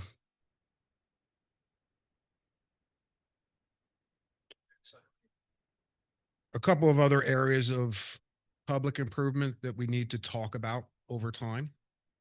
Just one more question on these. Go ahead. Who pays for this? Because if we're running a line. Getting those there. 4 or 5 needs it. You're Are right. you getting there? Getting Okay, there. that's fine. I want to outline the expense and we'll talk about the overall implications of that. Pump station number 4, during our initial assessment back in 2016, 2017, we learned that it was actually constructed 18 inches too high. It's fine. It operates fine for its service area for what it needs. But over time, we've got new users connecting to it. The new hospital, for instance, connected to it. The potential Bartonsville Avenue extension will connect to it. So we need to get it constructed to meet the original design intent of the pump station. So we have to cut a hole in the bottom of the pump station, pull out all the pumps, recreate a new floor, set the new pump, the rebuilt pumps back into the hole and put everything back together again. We're estimating that project to be around $400,000 to $450,000 to rebuild that wet well structure. And that's something that we need to do. That's a long-term maintenance item that Pat and I have been working on over the years. We didn't see it as a priority, but now it's a priority. So we should include that as an expense looking forward so we can identify our big expenses. Why a priority right now? More users are connecting to it. Is there an opportunity to put a bigger pump in there to pump it back down to the plant faster? Would that take? That's part of the problem. The pumps that are in the hole are way too big to begin with. And that pump station pumps into the common pump station with pump station 5. Right. So when pump station 5 is not running, it's pumping 700-800 gallons a minute. Pump station 5 turns on, it's only pumping 400 gallons a minute. And you can't put a bigger pump in because it'll pump too fast when pump station 5 is off, and vice versa. If it's get too small, pump station 5 turned on, it can't pump. So we're caught in the middle. So the only real solution is to increase the dose volume so the pump can stay on a little bit longer to meet the needs of the service area. If you have too big of a pump, it runs too fast and turns on and off really quick, which is very bad on pumps. If it's too small of a pump, it continuously runs and can't keep up with the influent, and you wind up backing sewage up into the sewer system. So we just need more pumping volume with a larger wet well, and that's what we're talking about for the pump So station. if you remember, our pipes are built for 5 million gallons a day. Right now, we're paying for 2 million through BCRA, and only during peak times, we're lucky if we push 1.2 down. So hence why we put the pinch valves in back in 2019. 2017. Is that how long ago? It sure is. Over time, the sewer system's been collecting a lot of materials for servicing and working on a sewer system. The carbon filter, the carbon material, we need to store that. The pinch valve assemblies, we've got 2 trains that we keep in storage, a collection of fittings and other materials. Over the time, we've been borrowing room from the DPW to store the facilities, and it's kind of getting in their way. And as they need to meet the needs of the township's roads and stormwater systems, we need to move our sewer facilities into a new building. And on the budget for over probably 3 years now, Pat's included a sewer storage building, but with this building coming into play and not knowing exactly what the township wanted to do with the old municipal building, it was put on hold. Yeah. So what I've included as part of the capital project that we're looking at to talk about this evening is the sewer storage building. And I have a budget number of 450,000. Pat's got numbers for much lower options, but I'd recommend that we start higher and get the funding in place and then work backwards, which we'll talk about in a little bit. And lastly, you've heard Pat, I'm sure, talk about the strength of our sewage and the sewage having a lot of what's known as hydrogen sulfide, H2S, in the system. That's a gas that comes in the sewage and is very corrosive, and it destroys your steel, your concrete, and is very unhealthy for people working around those facilities. We've been struggling with maintaining the proper amount of bioxide in the system, and a bioxide is a chemical that chemically injects oxygen into the sewage, which prevents the creation of the hydrogen sulfides. We want to put a monitoring system at 4 locations in the sewer system, so we know what the background dissolved oxygen and hydrogen sulfide is, so we can scale up or slow down the injection of the bioxide chemical. We want to be careful with the injection of the bioxide. It's not cheap. I believe it's currently $1.10 a gallon. During peak utilization periods, we're pumping about 400 gallons per day. So it gets expensive quick. And we don't want to inject too much. We don't have to. There's certain times where we can turn the injection rates down considerably if the flows are lower, or vice versa, speed it up. So that way we can balance the effect of the hydrogen sulfide on the sewer system. We've got a budget number right now of about $125,000. We've received some costs for probes and facilities that are approximately $35,000 for just the equipment we need. But each of these facilities will need manhole housings, the installation, the programming, and everything else. So we've got $125,000 budgeted in total for that work. And not in the package I provided to you, I put this together subsequently, but it's worth talking a little bit before our accounting friends get involved and talk about the financing. I'm gonna go for the high level costs of what we're talking about.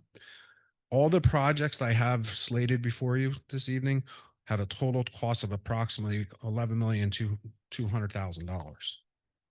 Within that, there's approximately 371 EDUs that we anticipate connecting in short order within the first 2 years or so, providing a tapping fee revenue of just under 1.4 million. And the user fee income from those new users will be just under $370,000. That will go towards any debt servicing you assume and to pay for the additional maintenance facilities that you need for the additional sewer system you're putting in. As part of this project, PennDOT's probably going to contribute about $250,000 of it, because the Sullivan Trail work actually anticipates and relocates some of the sewer system for the Sullivan Trail 715 relocation project. So they're going to reimburse the township for that portion of work. And we anticipate that there's going to be an unfunded expenditure after the township goes through and pays some of the soft costs up front in the order of about $8.6 million. And that portion of work can be funded through what's known as a PennVest loan. We did meet with. No, that inclusive. That would, yeah, there'll be other funding sources to pay the difference. So we would anticipate the need to borrow or get other funding, whether you use capital reserve or PennVest or what have you. But let's say for argument's sake that it's PennVest funding. We did meet with PennVest. They are open to providing a loan to us. They really don't have a upper limit on how much we're allowed to borrow. Their current terms for lending is the first 5 years is 1%, and years 5 through 20 is 1.743% interest rate. I think the accountant's going to have to look in the global scheme of things. We do know that there's probably going to be an order of $1 million or more additional tapping fees coming from just new projects coming in 2026. There's capital reserves in the sewer system that can go towards these funding priorities. And there's also going to be additional revenue from these new users that's going to come into play. One thing that's important to note, the user fees and the tapping fees should be more than sufficient to cover the expenditures. None of these expenditures are going to have to come out of the general fund. The sewer fund will need to cover all of these. And I do not anticipate, I can't imagine any reason rates would go up. Pat has always been working very hard for 7, 8 years, 9 years. It's a while now, Pat, for about 9 years now to push rates down. I believe when I first came on board, they were over $102 a month. Now they're down to $82.50. And if we keep moving forward, that trend can keep going. If you do not expand the sewer system, there's a couple of problems with doing that. We know the strength of our waste, as I discussed before, because we've got a high concentration of industrial and commercial users, is going to cause problems and limit what's known as the organic capacity. Basically, our sewage going to the plant is so strong, it's eating into what's known as a hydraulic capacity, the liquid part. And by doing that, we can't sell that capacity. Right now, the township has about $4 million in unutilized capacity that it could sell. If we don't dilute the sewage with domestic users and restaurants and users that are not full strength waste, we're going to start losing that available capacity that we have, leaving probably in the order of 100 to 200,000 gallons of sewage not usable and to be sold to third parties. The other part too, when the sewer system was initially financed, it was financed through a three-party agreement, well, four-party really. Stroudsburg, and the township work together with a financing program in which the township pays for its share of the plant, which is a 4.5 MGD plant, and the township has 2 MGD, million gallon per day of that capacity. The capacity part that township owns, the township has to pay capacity reservation fees and debt service based upon the capacity. If you don't use that capacity, like we're not now, because we're only averaging about 750,000 gallons a day, you're paying for capacity you're not using. So by expanding capacity, your sewer system, now you've got a larger user base to pay for that available capacity and reduces that overhead expense. Furthermore, the operational costs of the sewage treatment plant are paid for by the 3 members that are discharging to the plant on a prorated basis on a ratio of how much flow goes to the plant by each user. The initial system contemplated that Pocono would be discharging approximately 1.6 MGD by this time. We're not even close to that for flow rate. I don't know why the numbers are so different from what they are. However, we're only discharging about 750,000 gallons a day, probably half of what was forecasted, which puts Stroud and Stroudsburg in a position that they're paying a lot more than they had thought they would be for the user and operational plant cost of the sewage treatment plant. So they're very interested in Pocono Township in doing this expansion work and expanding their service area to increase our flows. And this way, these expansions lead towards more flow going through the sewer system at no direct cost to the general fund, and it all be paid for by the existing and future users connecting to the sewer system. I'm confused by what you said. You said we pay even if we're not sending it down the pipe, and I thought we only paid for what we sent down the pipe. There's 2 parts. Okay. You have the user part, the O&M, operational maintenance expense, and that's based upon the actual utilization of the sewage treatment plant by the 3 members. Now there's the capital part, which includes capital reserve and payment on the debt servicing to the sewage treatment plant. And that's based upon allocated shared capacity within the sewage treatment plant. It's the chunk that we bought. We bought. So Right. we spent that money. No, we're paying on that though.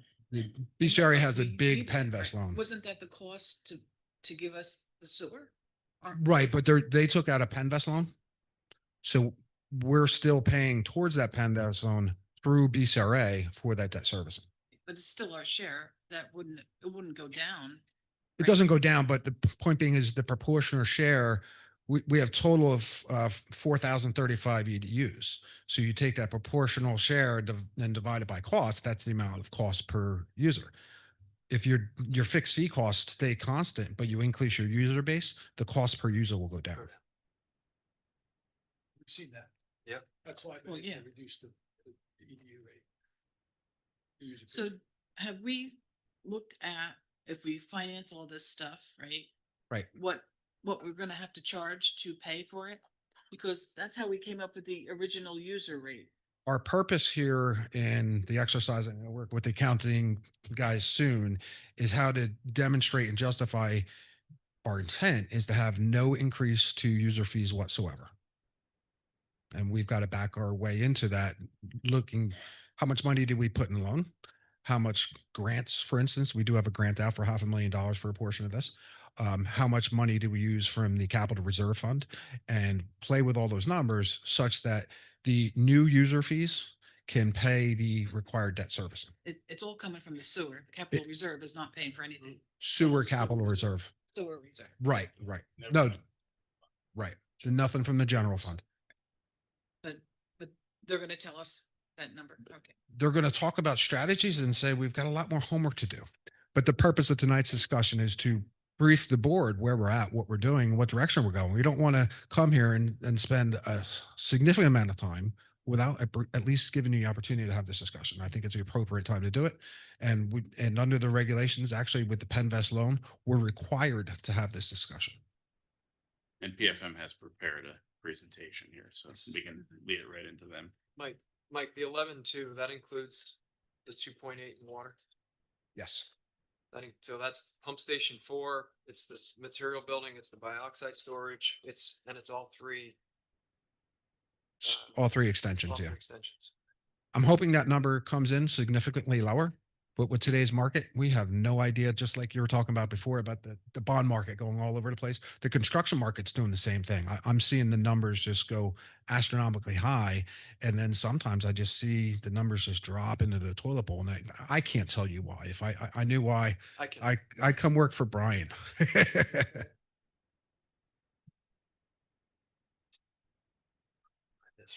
I have another question. You Sure. said we're having all this, I don't know what you would call it.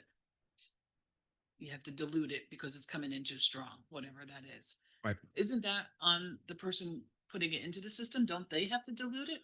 Like, the EQ tank? Well, Some do have a special services agreement, like Santa Fe. Yeah. Kalahari. Great Wolf. Yeah. Yeah. And the school, where they're building that additional tank. Kind of. That's a little bit different, but yeah. So, You're not wrong. There's standard restrictions within the rules and regulations that say your waste shall be at a certain level of strength. I did perform a mass balance study, which actually looks at the strength of waste from really in effect our three big users, Great Wolf Lodge, Kalahari, and Sanofi. And what I found was that what's known as BOD, the actual organic content in the sewage, and your ammonias that come down through the systems were astronomically high. And the reduction I estimated of between 100 and 200,000 gallons per day is based upon that mass study I had done in 2019.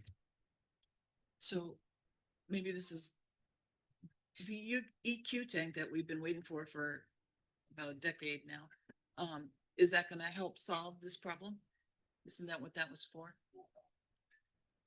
But they haven't even started building it, so. Well, I know. Yeah. It'll help with mass loading. Absolutely. And part of the bioxide system we want to put in is specifically to monitor those constituents coming out of certain users. I thought the bioxide was used because I thought there was supposed to be more air in the system and that would do the same thing as bioxide.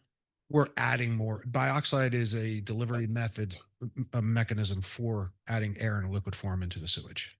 But isn't there a cheaper way to add air with that? We looked at Just air? one system and I really Using liked the it. Oxygen injection that we Yeah. tested, that we piloted last year. The capital cost to install it exceeded the viability of using the system, unfortunately. I liked it a lot. So bioxide was cheaper. Yeah. It was just a lot of money to install the system initially. Injected place in the system. Because without the dioxide or the oxygen, that's where you get the hydrogen sulfide buildup. It starts to break down the system, and it's problematic for the headworks where the sewer is discharged to PCRA. They're monitoring it pretty closely.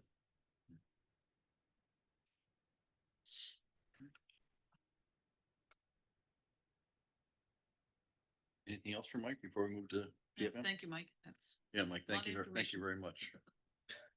Thank you. Gentlemen, PFM? Okay, great. So presentation number 2, we're going to look at this kind of one pager. It's actually 2 pages front and back. This is going to be quicker. We don't have answers for this tonight. In the past, we have done a study for the township, I think twice, about lowering rates, right? So I think we were proposed to kind of do the same study. There's a couple things at play here. You have, a big pile of sewer cash. So if you look at page 1, you have about 7.9 million of reserves. I'm looking at the very top under introduction, which is about 700 days cash on hand. Okay. So I think, putting some of that to use makes a lot of sense. And then you're talking about at the same time borrowing some Penvest money, right? Now, Penvest is a different animal than the bond issues and the bank loans that we've talked about. It has, definitely has lower interest rates. So do we look at borrowing less of that? Do we look at paying down what's on the screen there and in front of you on your piece of paper? You have an existing Penvest loan where the interest rate is fixed at a 1.51%, so very low rate.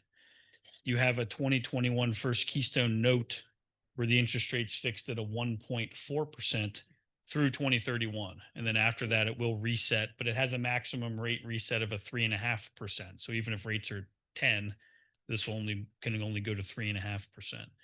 That pays off in 2035. So you have very low interest rate debt.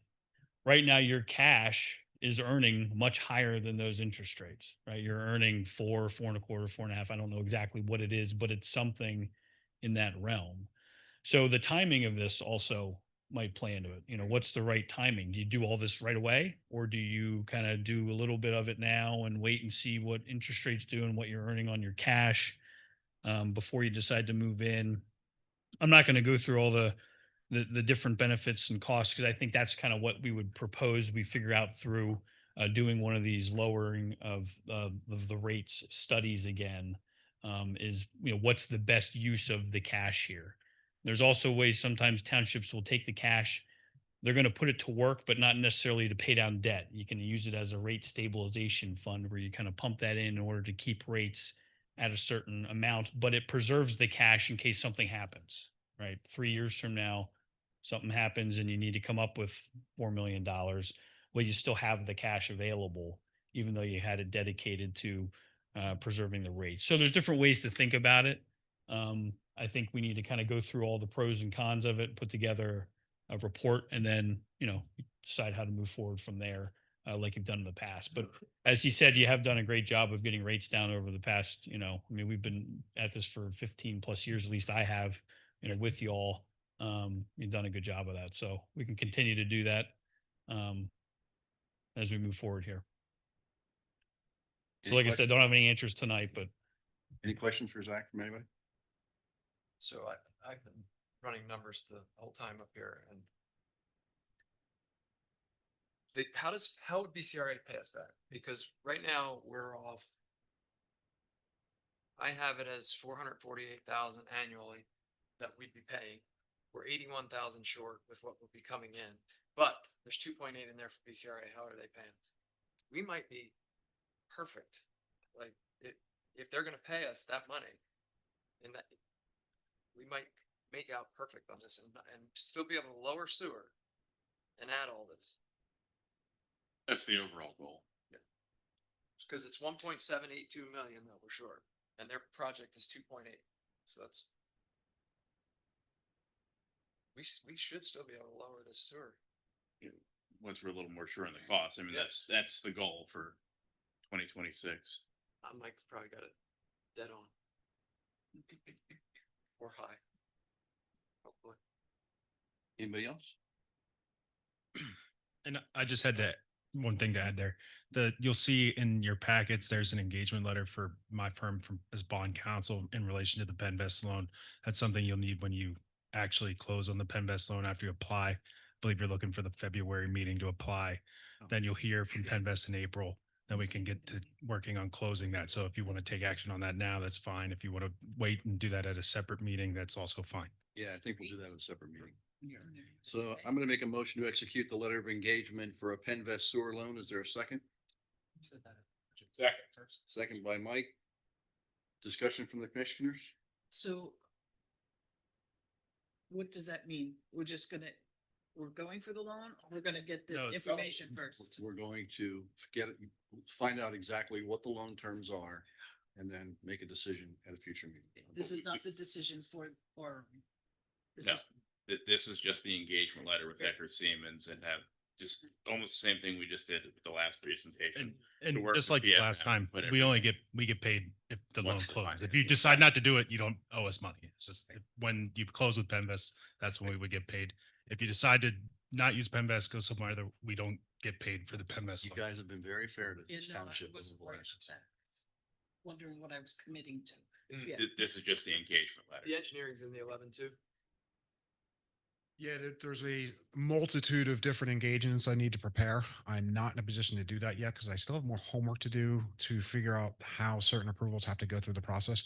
I'm going to give probably 3 or 4 different items for different projects and sub-projects in some fixed fee, some time material budgets to the commissioners for consideration approval before I get into final design on the project going forward. I don't want to give a fixed fee on some of this stuff because I wind up charging the township a lot more than I should because I'd have to protect myself so I don't go over budget. Certain scopes I want to limit to a time material so that way I'm sure I can protect the township and protect myself at the same time. Thank you. Before we vote, is there anybody in the public that wants to make a comment regarding this? Yeah. The podium. This time, please just tell them, come up to the podium. 140 McKay Road. Thank you. Been here 26 Pleasure. years. Pleasure. My pleasure. I was here when Frank Hess and Jane pushed that whole thing from the beginning.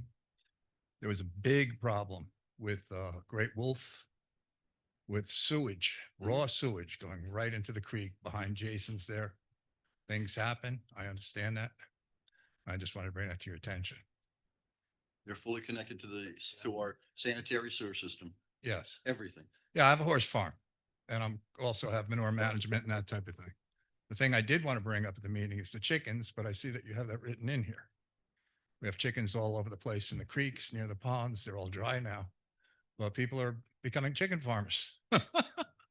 So be it. I buy my eggs at the grocery store, So be it. but So do I. some people don't want chickens. I wouldn't buy chickens from any of them. And if I can run through my quick sheet here and I'll leave it for you. You have 36 seconds. I got 36, you're counting. Okay, speeding. 25 miles an hour. We need yellow portable speed signs, wildlife nature trails, crossings marked. Littering and dumping, progression on McKay Road, $1,000 fine I've seen on other roads. Raising chickens, we did that. Dirt bikes, four-wheelers, speeding. Underage kids, no registration plates. Human traffic. We have human traffic now. We have runners and walkers. We're becoming a suburb. Hunting should be questionable. That's it. I don't want to cut you off, but I think really, I think it might be beneficial if you make an appointment with the manager and also to have the chief of police in that meeting with you. I would To love discuss all those items that you want on there, Yes, because it's not, it needs to be addressed. yes. But it Somebody's can't- going to get killed. Well, that's what I'm saying. If you reach out to Jared Yeah. here and set up a meeting at your convenience and his Right. and, Jarrett Belvin. Belvin, just call the township main number and Yeah, I know where you live. you know where I live. There you go. Thank you. But thank you for your comment. I And appreciate also, that. I'm very admirable of this young woman here, Ellen. Yes. Was Nat Gannett, yeah. Gannett. I'm so glad you're on that board. Thank you. You're the only voice of reason that I heard. Thank you. Anyone else? Seeing none? Oh, Mr. President, there's one person online. go ahead. Do you have a question? If you're online, go ahead. What's your question? Or comment? Are they muted? Yeah, they're muted. Coda, you have your hand raised.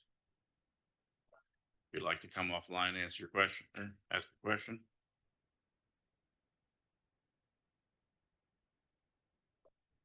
Got their hand up, but they're muted. Can you unmute them? No, Maybe he doesn't know. you can't unmute him, can you? We can. Yeah, try it and see. Well, Maybe he doesn't know. Oh, everybody's tech savvy. Figured out how to raise it. Yeah, maybe he just didn't read it. And we've asked them to unmute. They have not.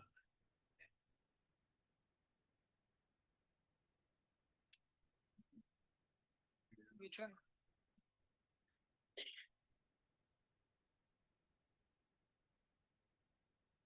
all in favor? Aye. Any nays? Motion carried. Thank you. Zach, thank you.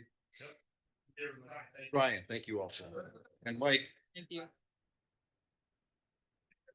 Okay, so now we'll get to the hearing for the Knox Box Amendment. I'll make a motion to open the hearing. Is there a second? Second. All in favor? Aye. Aye. Any nays? Motion carried. Leo. Thank you very much, Rich. This ordinance before you is an amendment to the recently enacted Knox box ordinance.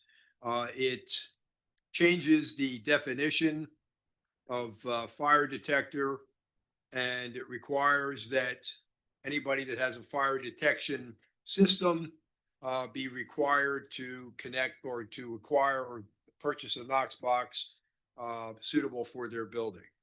So it's an amendment intended to clarify the questions that were raised about the existing Knox box ordinance. And the only thing that changed, if I read this clearly, is it clarifies the types of systems or the detection of smoke or fire in a commercial building. Is that correct? That's correct. Everything else it stays the same? That's correct. Thank you. Is there any questions from the commissioners? Yes, I just want to go on record, as you all probably know, that I am not for this. Your change is to, if I have a smoke detector with a battery that's not connected to anything, I need a Knox box. You're not coming because you're not going to know my house is on fire. I don't think that's right. I think it should have been volunteer. You're getting a lot of people doing it. They seem to want to do it. And I think that's fine. It should have been volunteer and not mandatory. And it makes no sense to me. Anything else? Is there anybody in the audience, since this is a hearing, anybody can come up to the podium and make a comment before we vote? I saw somebody's hand go up. Well, actually, I think Cheryl, Ms. Parks.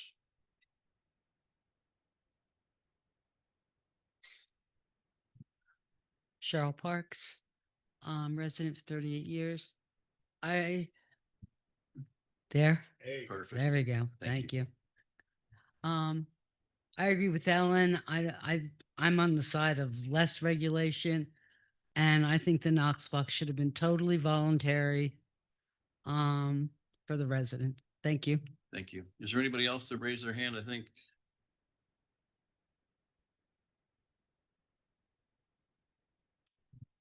So briefly, if I understand this correctly, if you have a fire alarm that doesn't alert, you need a Knox box. If you have a fire alarm that does alert, If it doesn't. you alert- need a tell me. If I have a fire alarm that alerts the fire department, do I need a Knox box? Yes. At So- your house? No. Not at the house. No, it's a business thing, right? It's a business thing. And the purpose of the Knox box is so that they don't knock down the door if there's a fire. Right. But wouldn't they do that anyway? No, they'd open up the door with a key. And Right, they could with the Knox box, they could, provided the fire is not Doesn't matter. perilously close to or whatever the case may be. They would knock the door down if it was If late. it's showing. They're if gonna they- if knock they're it down starting anyway. showing, they're going in. They're not knocking the door. If they can't get in and it's a fire alarm. They're gonna let the building burn? It's not burning. They don't see anything when they get there. They still have to check the building, and it's the middle of the night, so they broke down your door now. They have to stay until a key holder gets there. And the volunteers are asking us for this Knox box so that they're not sitting there for 2 and 3 hours in the middle of the night waiting for a key holder because they just left the building unsecured. Or any of the building, the business owners, were they told? They were what? Were they notified? They were. Yeah. Okay. And it's a $400 expense. $400 for how long? A That's it. year? No, Once and that's done. it. Once and One done. $400 fee. One time. Yeah. Thank you. Anyone else? All in favor? Aye. Aye. Any nays? Nay. Motion carried. Make a motion, we close the hearing. Second. All in favor? Aye. Aye. Any nays? Motion carried. Donna, thank you very much. Thank you for your patience. I'll make a motion to approve. Oh, 1 second. Did you close the hearing? We should have a motion. Sorry, Donna. To enact ordinance. That's what I'm gonna do right now. Oh, I'm sorry. Thank you. That's. Well, I want that You part of want the another- record. you want Yeah, I another- want that part of the record. Yep. All Thanks. right. I didn't- Thank you. Thanks, Rich. Sorry. I'll make a motion to approve ordinance 2025-21, amending the Pocono Township Code of Ordinances, Part 2, General Legislation, Chapter 170, Emergency Access to Buildings, S 170-1, Definition S 170-4, Requirements for Existing Commercial and or Industrial Buildings. Is there a second? Second. Second by Mike. Discussion? Before we vote, anybody in the audience wants to comment on this? Same thing, sir. It's all in favor?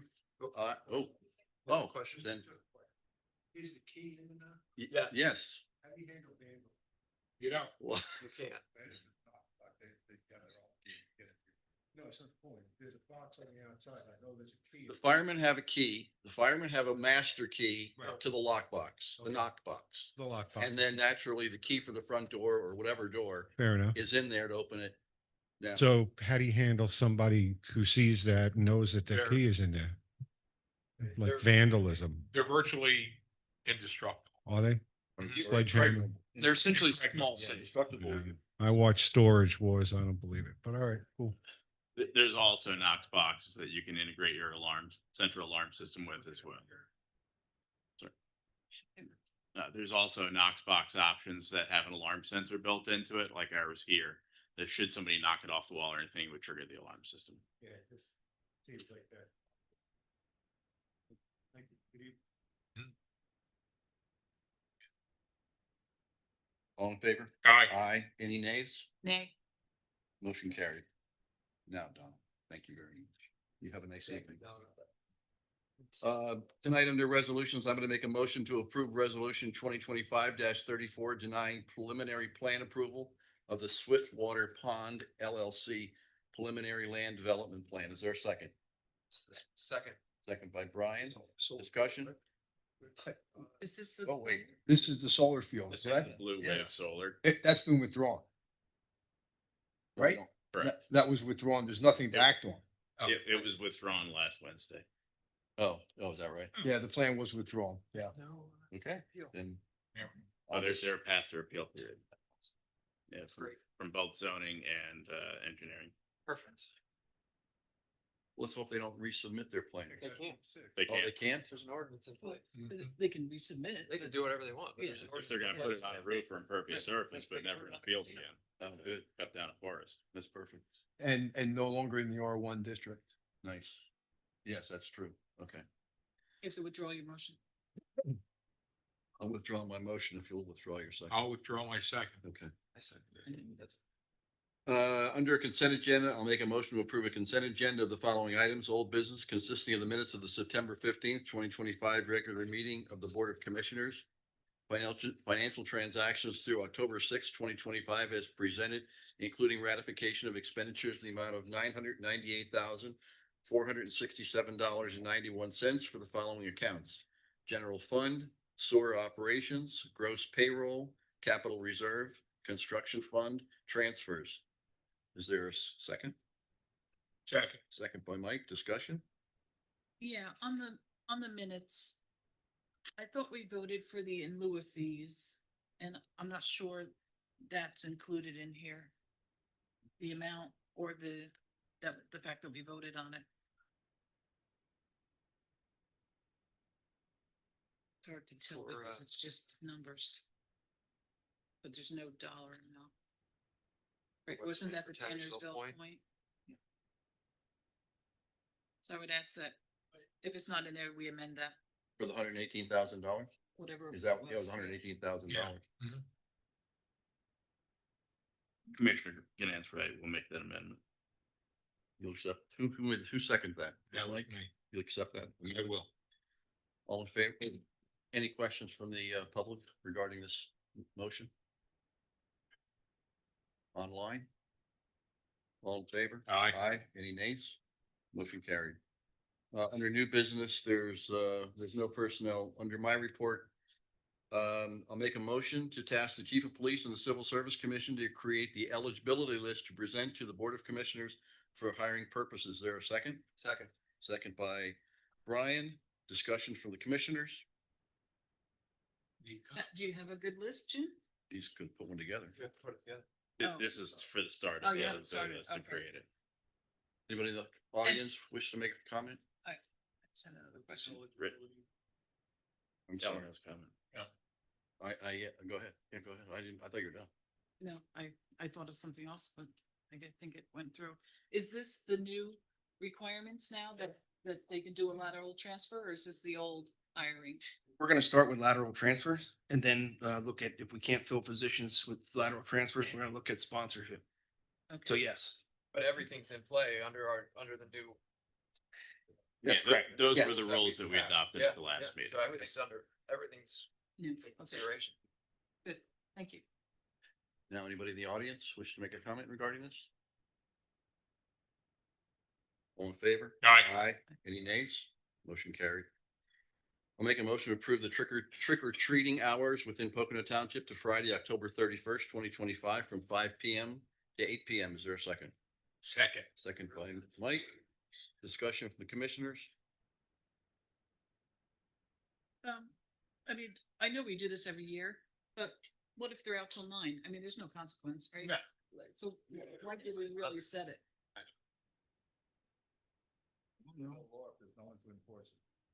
Yeah, why were we bothered? This is just something that we've done for the past 30 years. And Yeah. when the news crew or the Pocono Record asks us what our allotted hours are, this is what we respond back to them with. We really have to, I mean, we're talking about it longer than we should already. Exactly. Yes. So can't we just empower the township manager to set the hours for the newspaper? For trick or treating?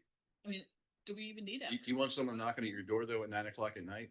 That's what I was gonna say. I think I think the benefit of the hours is the They could. people that They have. don't. Well, I don't get anybody either and I. Yeah, but you shut your light still off. don't. I hope you don't get anything done. But either way, We you're can right. set it, we can set a time, it doesn't matter, Yeah. we've talked about it twice as long as we should have. Township Yeah. manager, just tell the Pocono Record. It's been done by board action for decades now, so they never change. They're always the same. It's always 5 to 8. So,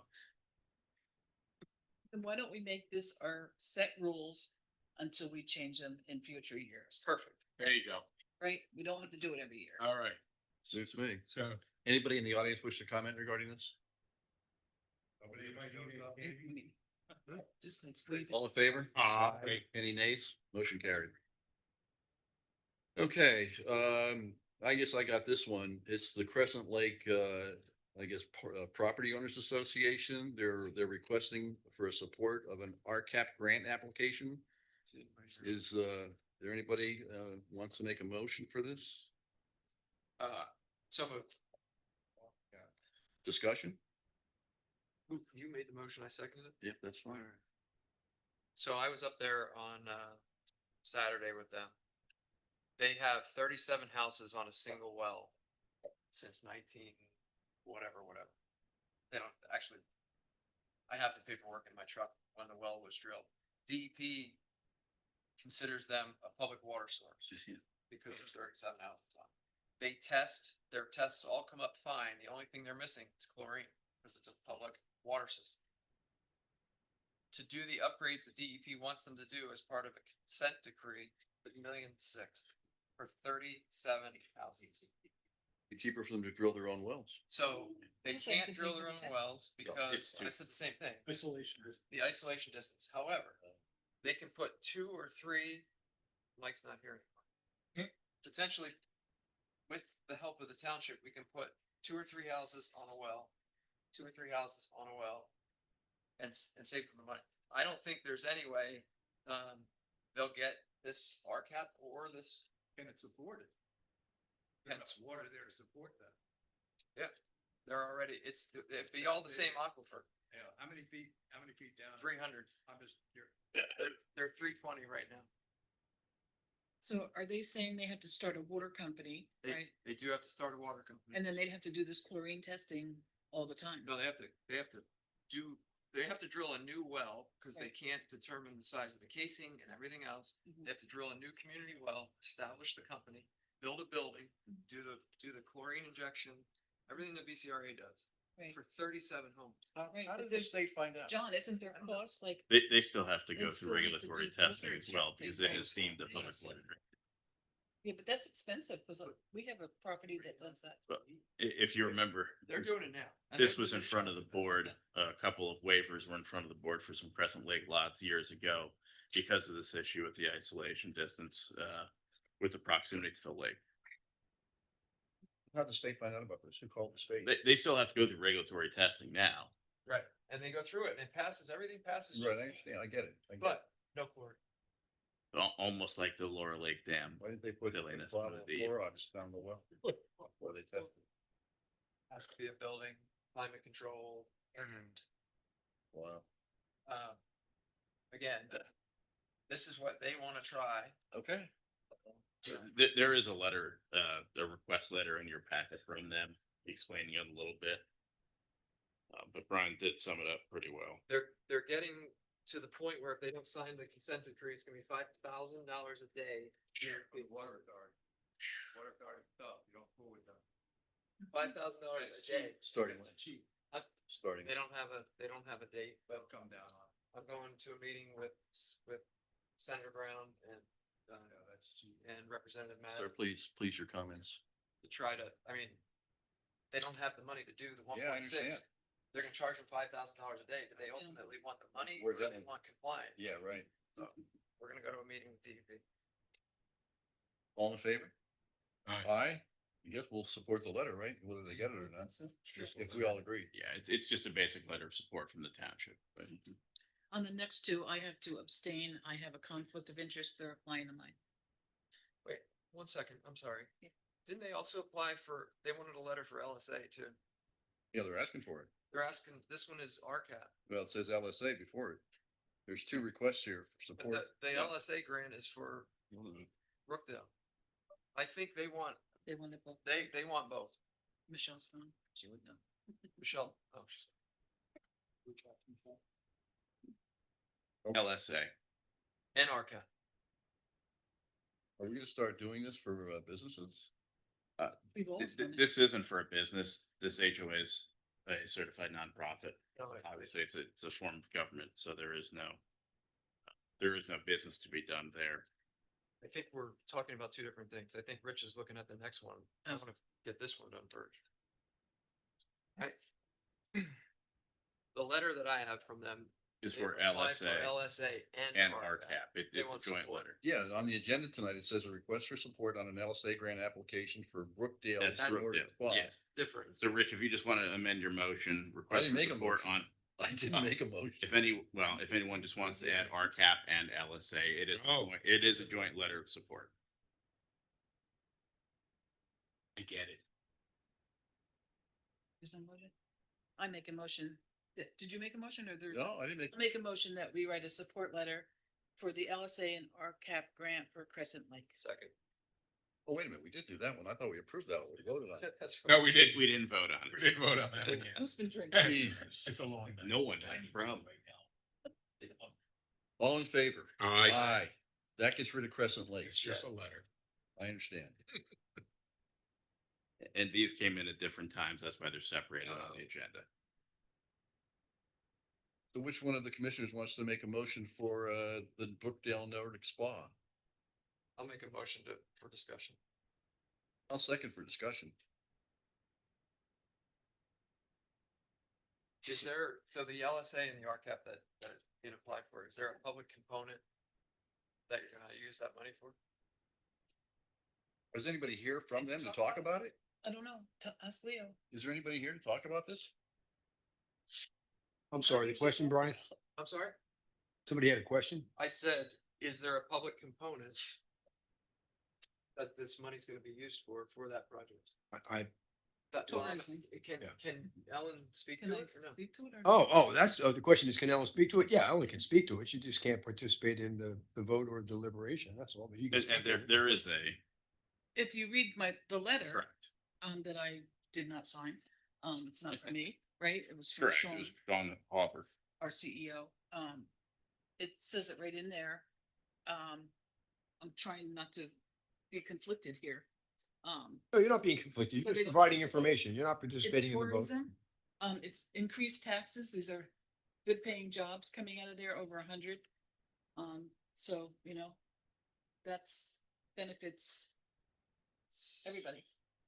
I mean, that's probably all I should say, but, if you read the letter, it says what the benefits are. I could read the letter, I guess. No, I'm not as concerned with LSA. That's not tax money. We did, I will say Maureen Madden and Rosemary Brown have supported it. Did you apply? Uh, So I get the grant. I don't even remember what the LSA was. I think the letter says it. I think the letters say it. Yeah, too. Well, maybe it was Rosemary's letter that had it in there. Doesn't say anything about the RCAP. The RCAP was 9. Well, you only get, yes, for 9, so 4.5. It's 50% match. Yeah. And 30% on LSA.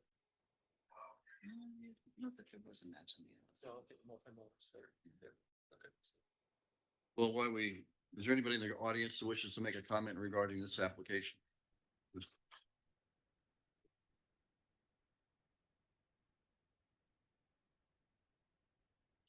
Good evening, Charles Kepler, 133 Rose Lane resident. I'd just like to say LSA grants are intended for projects that are in the public interest that improve the lives of the residents.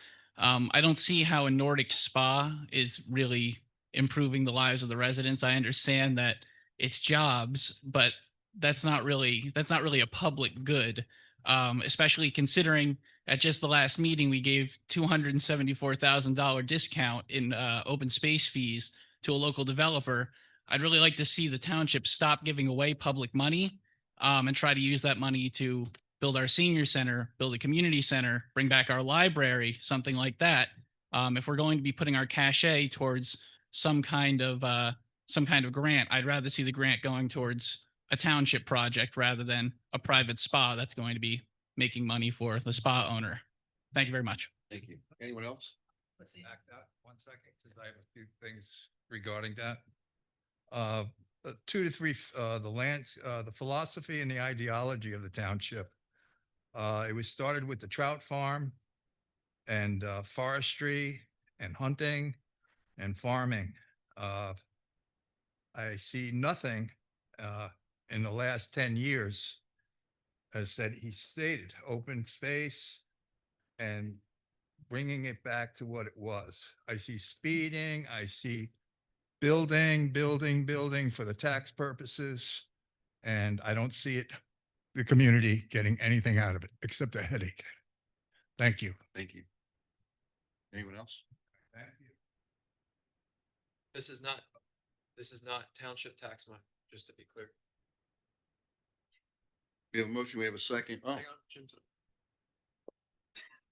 What's an LSA? local share agreement. It's the gambling money. It's the local share of the gambling money. And it's not decided by us. This is this local share, LSA account. A local share account. It's the money that's generated from the casino. So Mount Airy. We get about 2.7 million from Monroe County. So We this don't get this it. spa is asking for some of that money? Yes, they ask. Okay, that's novel. Senator Brown gets half of it. And each of the 3 representatives get a third of the remaining half. And why would the spa do that or entitled that, Ellen? I don't believe I can speak to it, Leo, but I think you could read the letter and people would know. Well, you're not in conflict unless you're voting, from what I heard. You can give us information.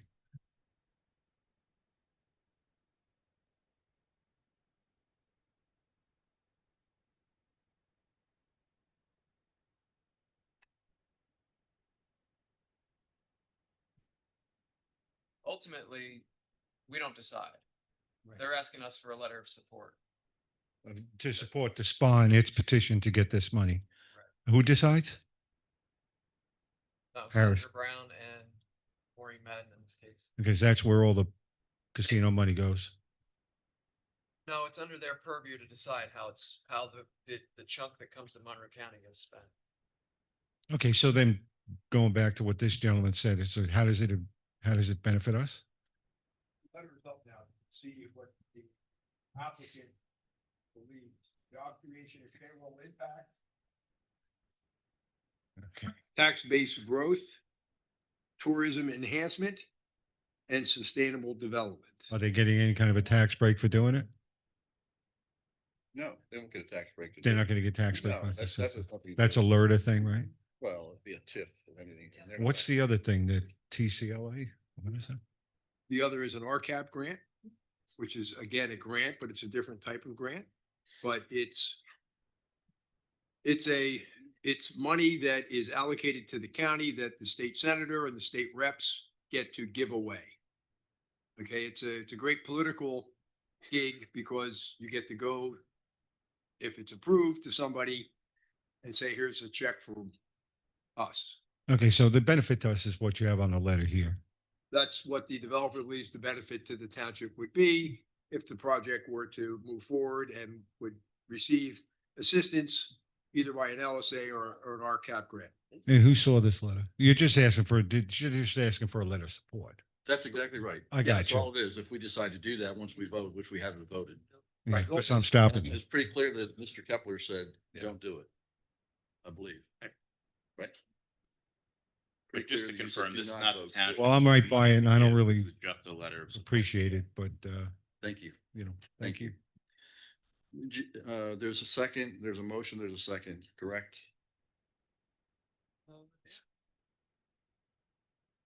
Do a roll call vote, Jared, please.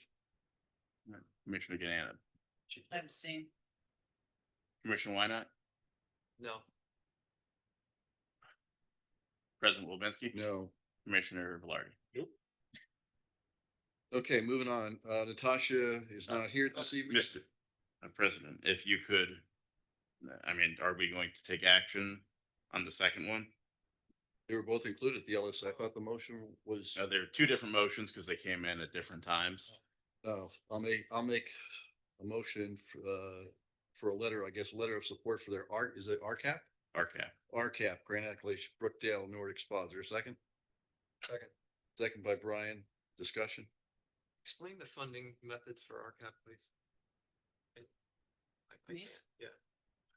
I'm not real familiar with it, but I believe it's a 50% match, so you put in your project and, whatever Where's that that money? dollar is, 50% of it is what they would give you. And you have to invest your own money. They want, to show that you have private equity in there.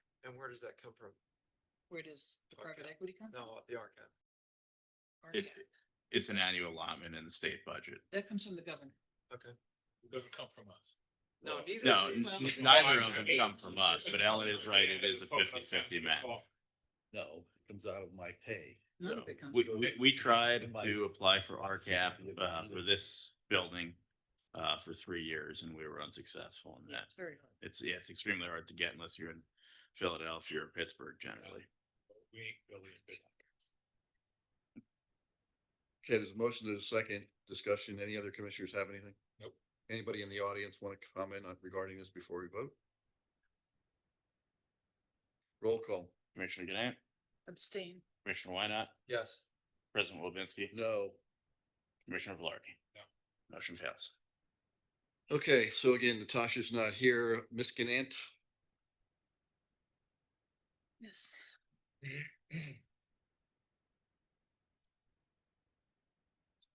I already did the kennel. I asked Paul to check into that. And anything new on the solar field? Nothing of significance. We did check on the seed mixture. We confirmed that what they're using is a correct mixture. Now, there's 2 seed mixtures being put down out there right now. Some is temporary cover, which is a ryegrass. But when they're finished with the section and they're putting in the permanent seeding, they're putting in the correct seeding. We've collected tags right from the seed bags themselves as evidence of what they're putting down. So they've actually put down the whatever mix, metal mix or whatever it was? Yes, that's correct. Okay, thank you. That's all I have to report on them. They have to scarify, put that down. That's why they waited now till now. Everything up till now has been the brown cover. And we have received copies of all their seed tags. Yep. And my other thing was just a comment on, I missed our budget meeting the other day. And I was a little disappointed that nobody bothered to pick up the phone or text me that we had a budget meeting. I don't remember getting notice of it. So are we going to extend the courtesy or is it, I'm just the lucky person who doesn't get the courtesy of, we've always for decades called or texted somebody who wasn't at a meeting that didn't say they weren't going to be there. We didn't know.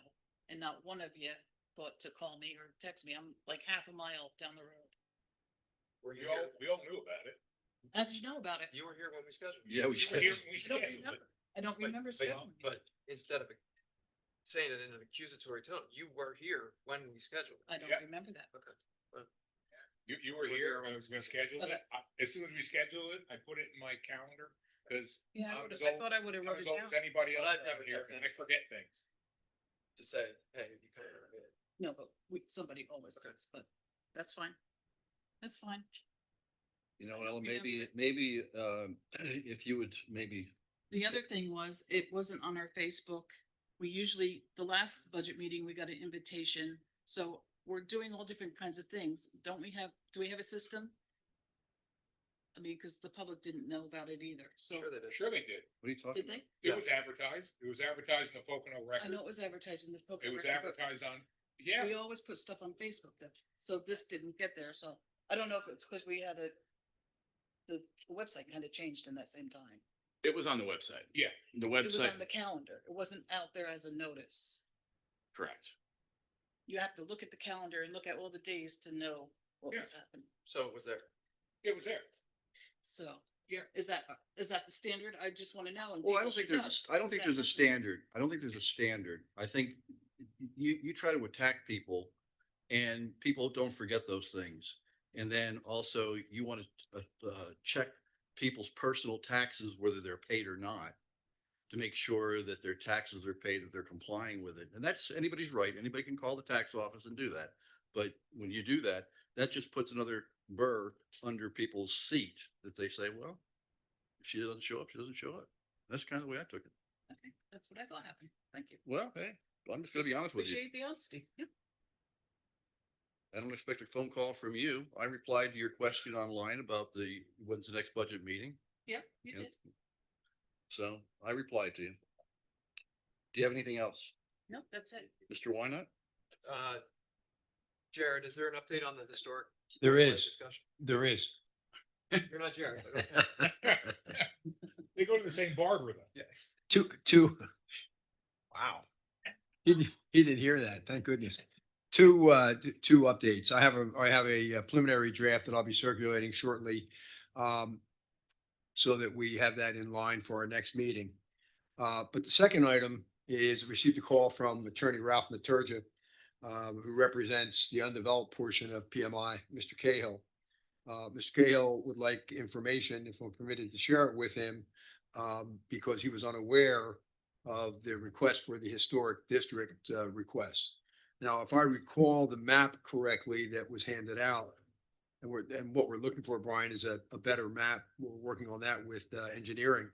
But it was only the developed portion that was going to be the overlay, or is it the entire PMI? It's all of the original platted subdivision lots. So that includes the 150 that has yet been built. If it's been platted, yes. Okay, then somebody better speak with Mr. Cahill. Okay. Because he was unaware of it. Okay, Sure. that's the update. Anything else?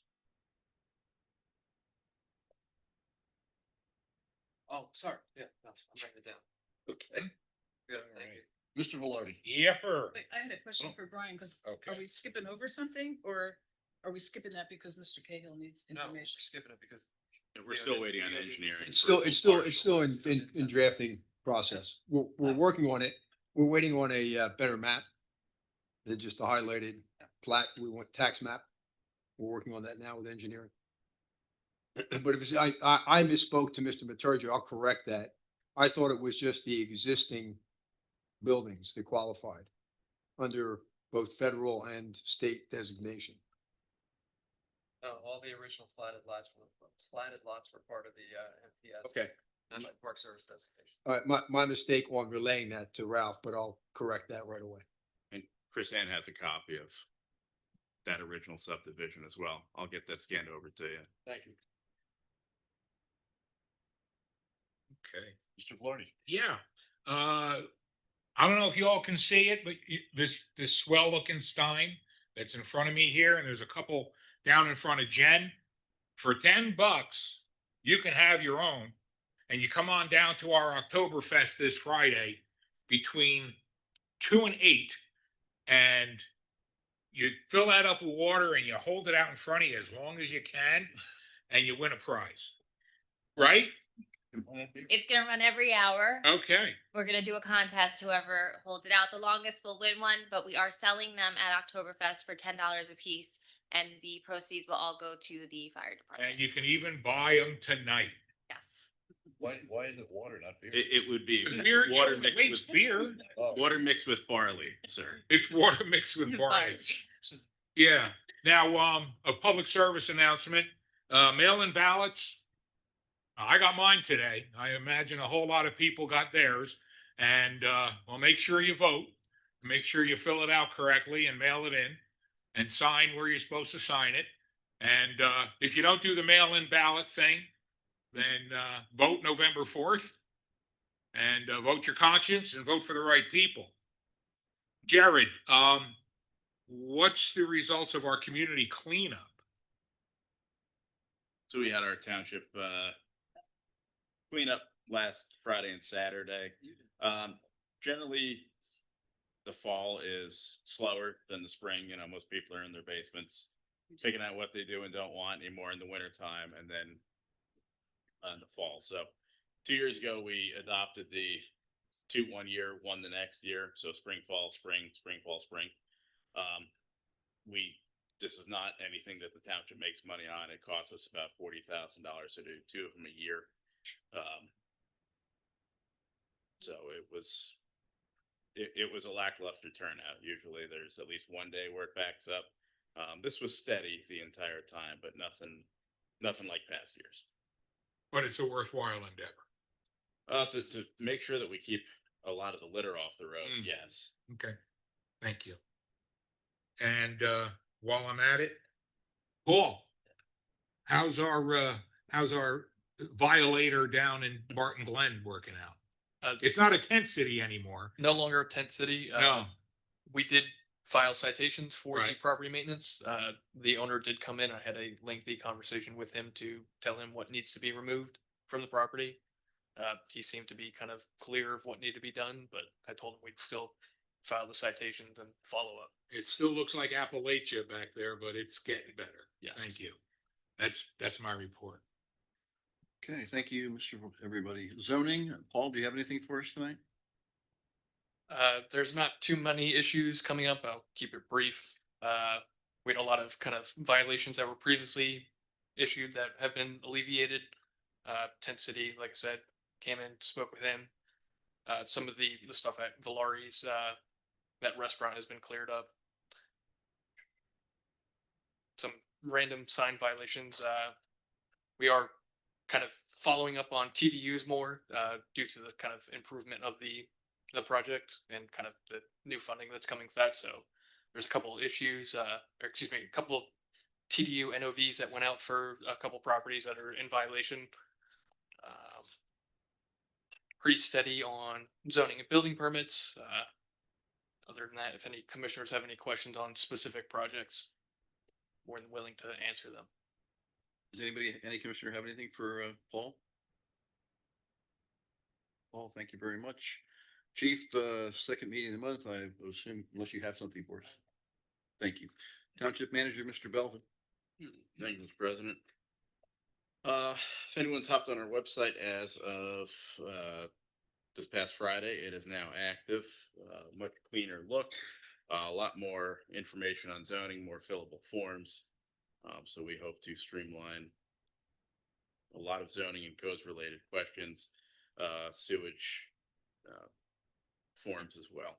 Can they, now who's responsible for the content? Because there's some old stuff that probably should come down, like we have a vacancy on the commissioner board. Who, do they do that or do we do that? We just let them know to do that. We can, Okay, yeah. anything else you found on there? No, I think if they just scan it, they'll see what's old. I'll scan it.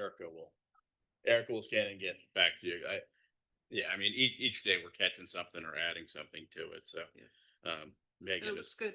Megan has been very good on helping to clean it up, but we hope for it to streamline a lot more things, cut down on some of the calls and make zoning's job a little bit easier. Um, Nothing really different from a park standpoint. I can't say that. First, we still continue to have the issues up at Mountain View Park with the basketball court. We're evaluating some options, but we'll probably look at closing the courts earlier, an hour earlier moving forward next year. So it gives it time for the police to help them leave the courts a little earlier. So in that way, the part-timers at the park are not exceeding in overtime. So, we lock it now. They climbed under the fence. We put guy wire under the fence. They now climb over the fence. There's enough of a reflection between Barley Creek and our parking lot lights to make it so they still play. What's a little interesting is there's no dividing fence between the pickleball courts and the basketball courts. So we don't want the pickleball players to be affected by either, but we're getting a little shorter on solutions left. So we don't know who it is, or do they do it the same time of day where can the camera tell you what time of day so the police know when to cruise it? I mean, So issues come up throughout the whole day, but the main issue is at the closing of the park time. So we put signs up. We started doing it a half hour earlier. They don't want to leave. They're giving the staff a hard time. Staff has had to call out the police multiple times on the situation to get the people to leave. If they do lock the gates early, like if there's bad weather, like if it rains or something, they'll lock up the gates because they're like, if they're empty, we'll lock them up. As soon as the weather clears, they're jumping those gates. They're in there. It's just becoming more and more of an issue. They're trashing garbages everywhere. So if they're there and you have to call the police to get them to leave, can the police get their names and then they're banned? Trespass. I mean, that's something that I don't know if you. I don't know. Enforce the law. Yeah, so I'm not familiar with how many times this has happened, but typically those people comply when the police arrive and they're asked to leave, and they leave. Now, if they're defiant, then they get warned, or they could be trespassed. But that would be our call. We would have to make that standard if you want to issue warnings. But typically, So the fact that you're called should be enough that they, right, because they are being, to our park people, disobedient or whatever you want to call it, right? Defiant. this is the first time. Yeah, I mean, So honestly, this is the first I'm hearing that somebody was disrespectful to the employees, without going back and looking at every individual incident. Kylie, are you aware of any of these calls? Have you been?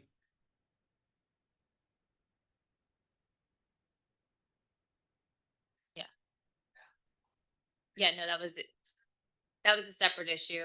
That was the whole, and they were left fine, and the guys told me everything.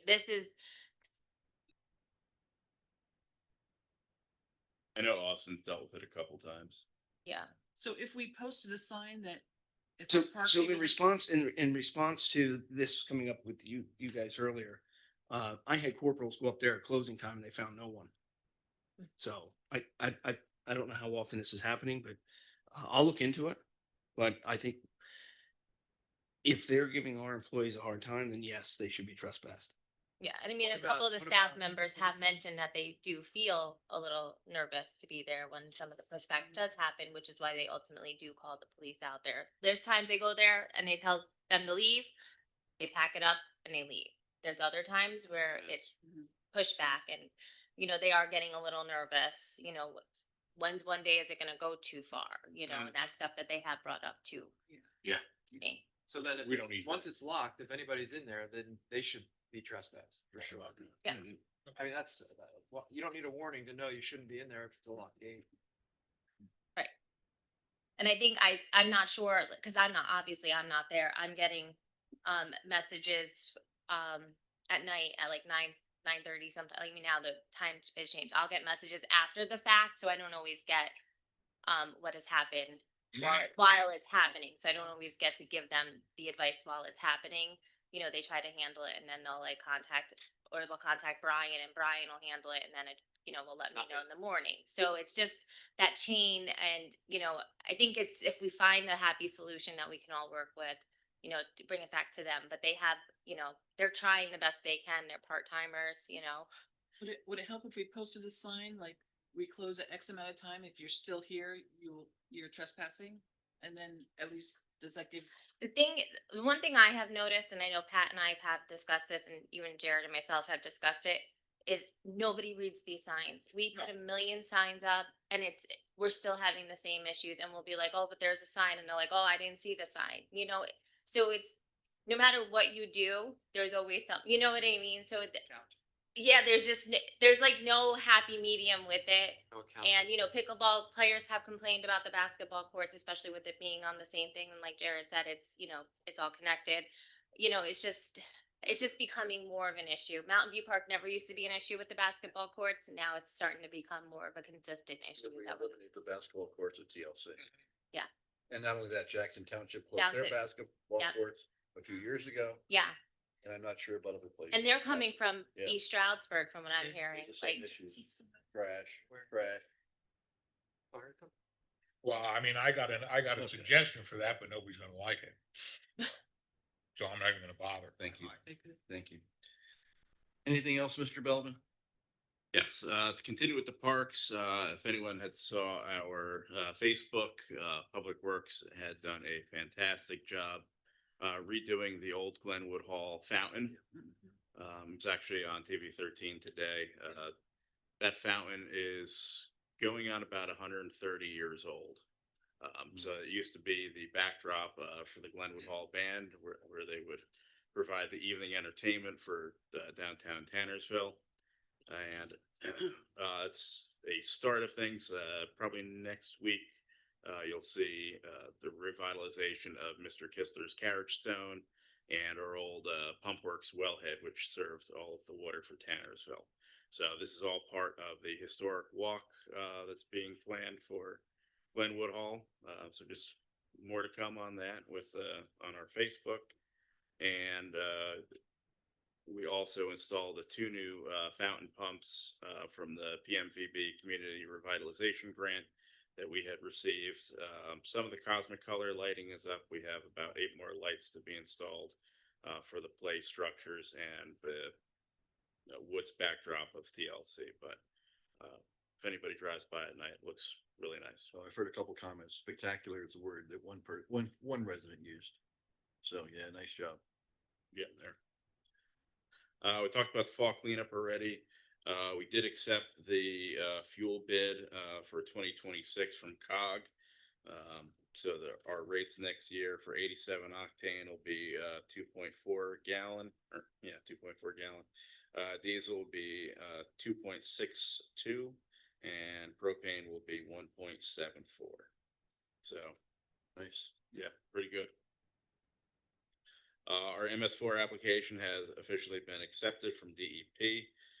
Missy had gone through that 3 meetings ago, and our education session with Public Works is set to commence on October 16th.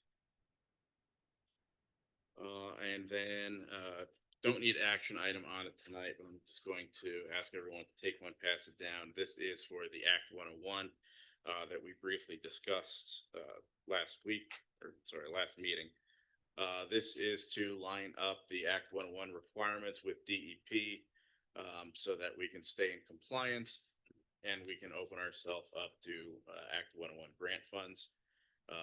Last time we used Act 101 grant funds was 11 years ago, where we got our leaf vacuum. The Waste Authority has looked this over and they had approved it. This had everything that they wanted in it. And also Leo and Anthony have gone over it as well. So if everyone could just take a look at it, make their comments, and you'll see it on the agenda next time, hopefully for advertisement. And that's all I have, unless anyone has any questions for me. Just one thing for me. Last couple days ago, drove by Laurel Lake and Cranberry Road, and there's a bunch of trash that there's actually an air conditioner. It looks like a window air conditioner right off the corner in the woods, and God knows whatever else. Maybe we can find out who did it and go from there. Kind of all I have. Thanks, Jared. Anybody else? have Solid anything? Waste Authority, yeah, they're pretty good to us. Anything else? Anybody else have anything for Jared? Thank you, Jared. Public Works, Mr. Briegel. Yes, sir. Thank you. A few items, to follow up on Mike's presentation. We had a meeting with Strand Property to finalize their easement for the sewer to serve MCTI. That meeting went well. There's a small amount of work to do, but generally speaking, they're accepting the easement that we're going to be seeking from them. They've been very cooperative. So I'd like to thank the three Strand brothers for that. Kinney's Way property that Jared had touched on earlier, in addition to the fountain, there's been a massive cleanup of the exterior. We've added a bunch of new parking. We've expanded the walkway over to TLC to make it a safer environment when we do bigger functions. So like Jared said, there's a lot of stuff going on there and it's gonna continue. It's exciting. I like what the guys have done there. On the sewer side, we changed out one of our valve trains at Valve Station 1 last week. It was a 3.5 day project, actually, just getting the system back up online now, but I was pleased, good cooperation with the operators, and that went pretty smoothly, especially with the size of the operation. And there's a couple of items that I was hoping to get board action on. The first being the purchase of a new track skid steer. There's a purchase order that is a Sourcewell contract from Marshall's here in Tannersville. I sought three different prices, even though these are Sourcewell, obviously, and co-stars that were bidding. I also sought pricing on a Bobcat and also a Cat, and Kubota was the least expensive. And for the way we're going to be using this equipment, I think it makes sense. My guys went up and looked at it and thought this would be the appropriate piece of equipment. The primary reason we need it is our current skid steer is very antiquated, and we plan on doing more paving in-house next year. So we're going to be relying on this skid steer to help And it's control costs. wheel-based. Yeah, and the old one is a wheelbase skid loader, and this is a track steer. So I'd ask that the board approve the purchase for the track steer in the amount of $84,119.51. So moved. Is there a second? Second. Second by Mike. Discussion? Was this budgeted?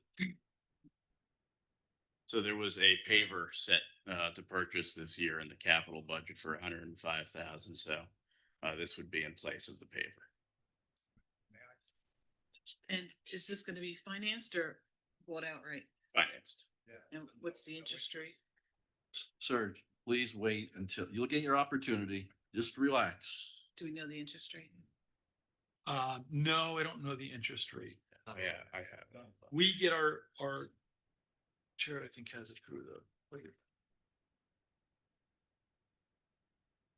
mean, if it's in the budget, doesn't that mean, I mean, I know it doesn't mean we have the money, but we can't buy it outright? We could buy it outright. It is put there as a whole. We don't have it on our current lease sheet. So with this level of discount, I don't know if it applies, but I know Marshall's is running 0%. 0%. Yeah, I don't think we get it with this. Right. Not with the Sourcewell pricing. Yeah, Cat and Bobcat are too. Right. Yeah.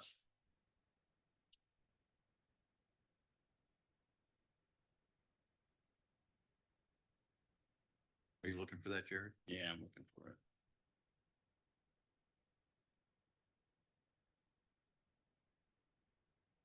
Well, while you're What are- doing what are that, these- is there anybody else? $25,000.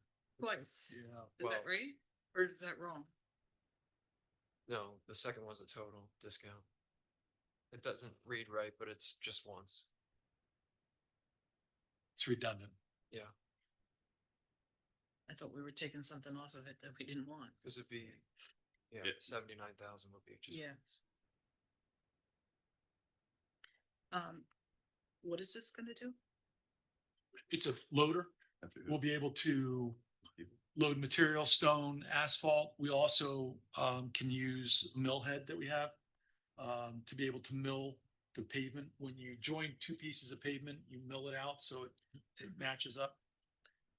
It's a pretty critical tool for our paving. Don't we operation. already have something like this, or is it?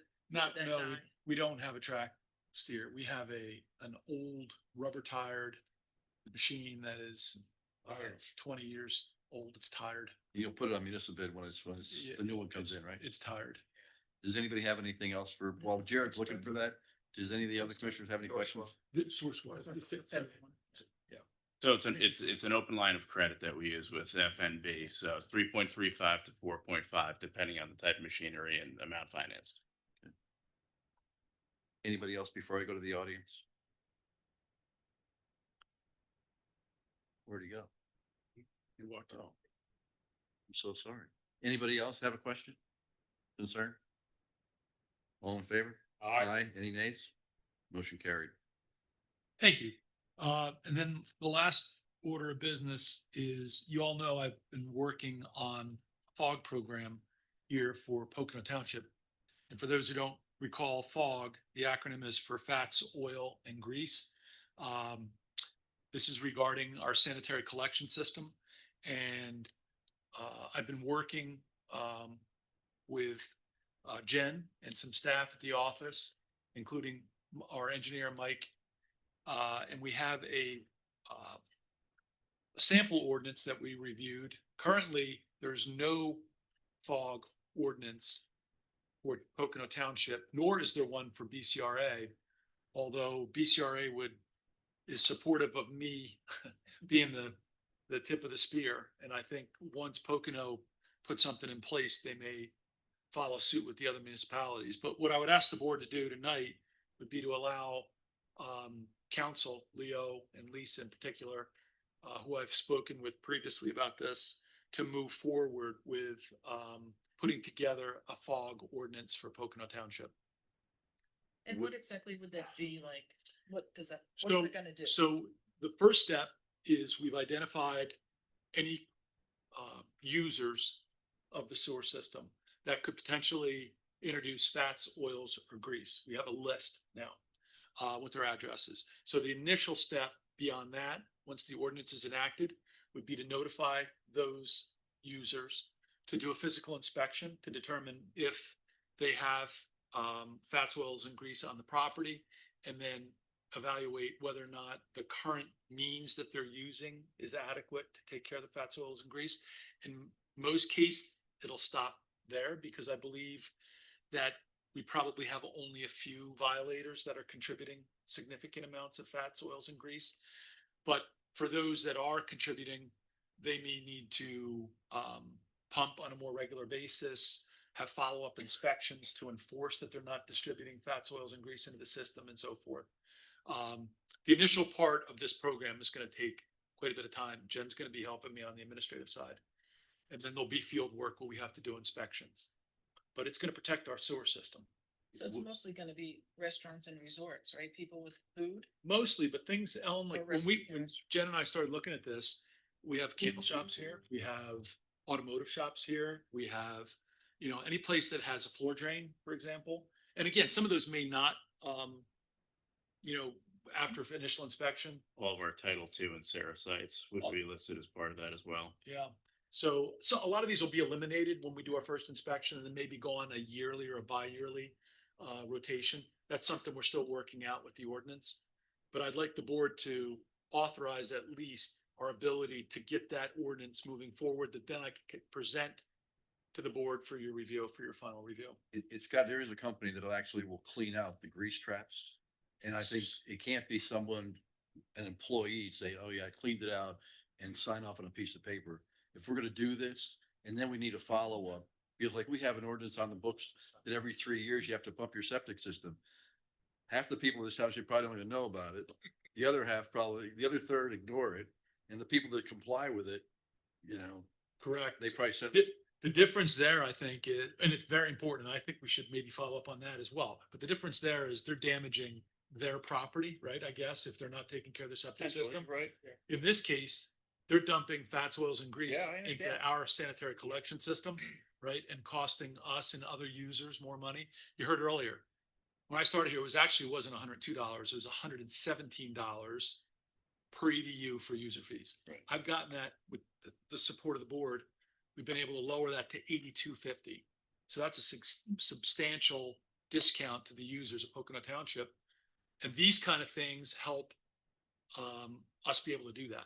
So it's important to make sure that we know what's going into our system and protect the integrity of the system. And we already have 2 public works employees who already have their licenses that are able to do these inspections. Oh, So the fog ordinance will require users to have their grease traps professionally. I would hope so. I would hope so. That's Safe correct. and compliance. I'm all for that. That's correct. I'm all for that. As a former sewer employee, I'm all for that. Yeah. We've seen it all. Even restaurants as going as far as flushing the entire mop head. Yeah. Down there. Oh, yeah, mop head. Can you imagine that? A mop head. We find They- it all the they- time at pump station, or it comes out to pump But station that's not flush. fog. It- Not so much There could be now. grease in that mop head, you never know. That's mine. Yeah. And listen, the board, if you have any Totally get it. particular concerns or considerations, let us know while we're putting the ordinance together. Can you add stuff to that? Like, maybe not particularly mops, but other substances? I mean, they're supposed to have a trap that catches all that. Oh, that would- one yeah, that would- restaurant Yeah, that would. did not. I'll make a motion to direct the solicitor to draft a fog ordinance for Pocono Township sanitary collection system. Is there a second? Second. Second by Mike. Discussion. I'd like to Any- see it, but I don't know what it all entails. I guess we'll have to see what it looks like. Yeah, this is Sure, just I'm to sure generate Mr. Bell, yeah, Mr. Briegel will work on that with Mr. Bell. Anybody in the audience have any concern with that? All in favor? Aye. Aye. Any nays? Motion carried. Thank you very much. That's the Anybody have anything for Mr. extent of my Briegel? report. Miss Gambino. Thank you. Well, September was another great year, month of events. We actually had, due to weather, we had our first movie inside here in September. It was great. The kids loved it. We had the big screen down. It was a lot of fun. We had our second annual food truck festival, which was definitely a lot busier than last year. It's definitely growing and becoming more popular. And we had our first ever car show, which I was told don't expect a lot because it's your first one and a lot of cars don't like to take a chance on you. We ended up with 110 registered cars. We had the lot full. So it was a great turnout. It was a lot of fun. The band was phenomenal. And of course, we embarrassed Jared by singing happy birthday to him on that day. October, we have more great events. We have Oktoberfest, which is Friday, which you heard us talk about. We have our spooky walk. It was so popular last year that we have decided to do 2 nights. The 17th will be more for kids and the 18th will be more for adults. And our trunk or treat is October 26th. That is always a really fun and popular event. And that is going to be our first actual event hosted on this new property. So, and the last thing that I have is I wanted to hand out a trophy from Pocono Olympics. The big point of Pocono Olympics was to raise money for both our fire department and our police department. And one of the biggest things was the tug of war. So we have, like, we're going to do this like Pocono Mountains bucket. Whoever wins, the trophy will go back and forth between the departments. But the whole thing is to raise money for both departments. And the winner of the tug of war this year was the fire company. So Tommy Gallagher is here and he was the captain. So we want to present the trophy to them.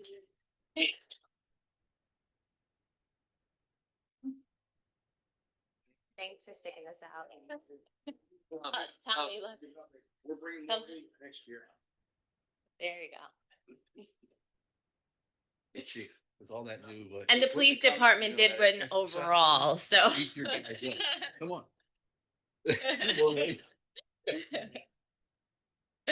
Go to Oktoberfest. Does anybody have There you anything? go.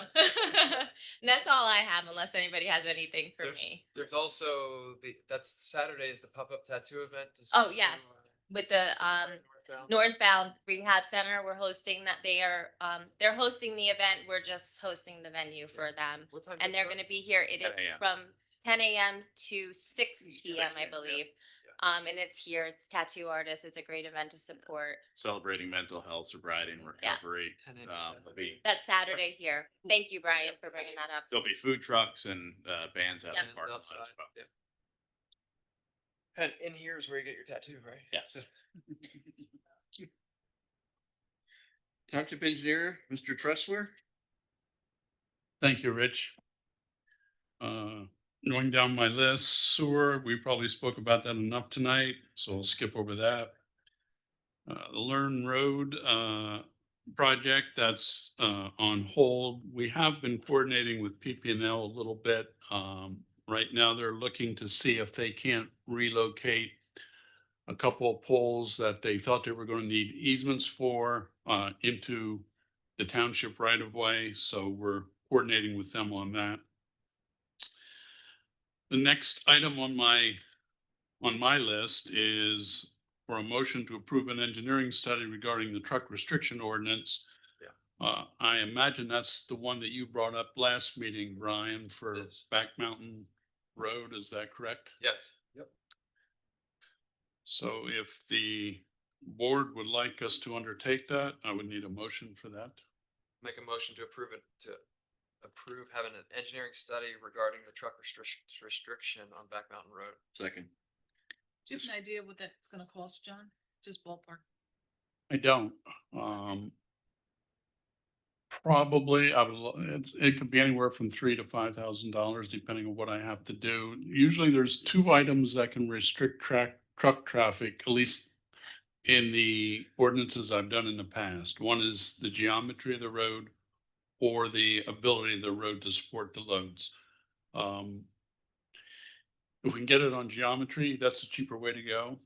If we have to dig into the road structure, we may need a couple core samples. And I haven't looked at the requirements in the last couple of years, or maybe something else out there that we could utilize, so. So is there a chance you do this study and we can't restrict it? There's always a chance, even with stop signs or traffic calming devices. I mean, PennDOT has criteria that you have to meet to be able to restrict something. Even stop signs. I mean, PennDOT's mandate, a lot of people don't know this. PennDOT's mandate is to keep traffic flowing. A corollary to that is flowing safely. So that's why you do have stop signs and others lines. But if PennDOT has their way, they don't want to restrict traffic. They don't want to even slow the traffic down below the legal speed limit unless there is a health, safety, or welfare issue associated with it. So We'll get this. We'll get it on geometry. Thank you. Anybody else questions regarding this motion? Anybody in the audience have a question or concern? Back Mountain. Back Mountain. All in favor? Aye. Aye. Any nays? Motion carried. I Next. think this is from the gentleman that was here, I think the last meeting, the Pocono Circle and Sky High Drive, correct? yes, yes. So I'll make that motion to install regulatory signs for Pocono Circle and Sky High Drive traffic. Is there a second? Second. Second by Mike, discussion? Oh, online, is there anybody that wants to make a, is there anybody online anymore? No one with their hand raised. Anybody in the audience? So this was already approved, right? Not a, well, we gotta do a traffic study. Lou Ginsburg in Bartonsville. On behalf of the residents of Barton Glen, thank you. You're welcome. Thank you. All in favor? Aye. Any nays? Motion carried. All right, John, sorry to cut you off a little. Well, that's okay. Move things along. There is a report in your packet. Ellen, That was my question. yeah, there's a report in there. Did the study Yes. and it requires it. Yes. That's what I thought. We talked about that before. So that gives Patrick or Jared, order the signs, whatever, and put them up. Sooner the better, right? I like the ones over on Cranberry, they're lit up. Well, those are only temporary. They're not gonna say they're permanently. No? Not the blinking ones. They'll go back to a normal stop sign. That's just, those are extremely expensive, so wherever we have a issue with people rolling through the stop sign, anything like that, they'll bounce around kind of like our speed signs. But there's a big difference Well, I in like price between them. Oh, I'm sure there is. One resident really wanted to know if we did a traffic study there. I said, we certainly did. And an hour later, I thought about it. I said, next week is photographs are coming. Photo enforcement. No. But told him I was only joking. After about 10 minutes. John, go. TASA project, we resubmitted to PennDOT, hopefully for the last time. So that's where that stands right now, waiting for review. The TLC walking bridge, I don't know, Jared, can you project that or not? That probably not. If you email it to me, I can. I can ban a white. I got a couple here. I apologize. I was on vacation last week and I didn't get a chance to put things together. But maybe you can. Don't you work when you're on vacation, John? Because somebody holds it. Yeah. That's good. We'll share. Yeah. Yeah, That's neat. I saw it. that's good.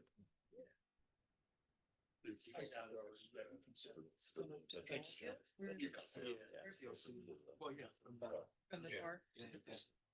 It looks like this. Here's a close set. This is the first you think it's going across. Yeah, yeah, okay. This is what I handed out.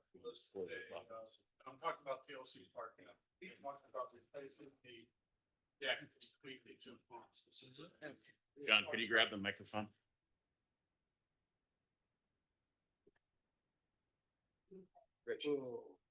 Like that, huh?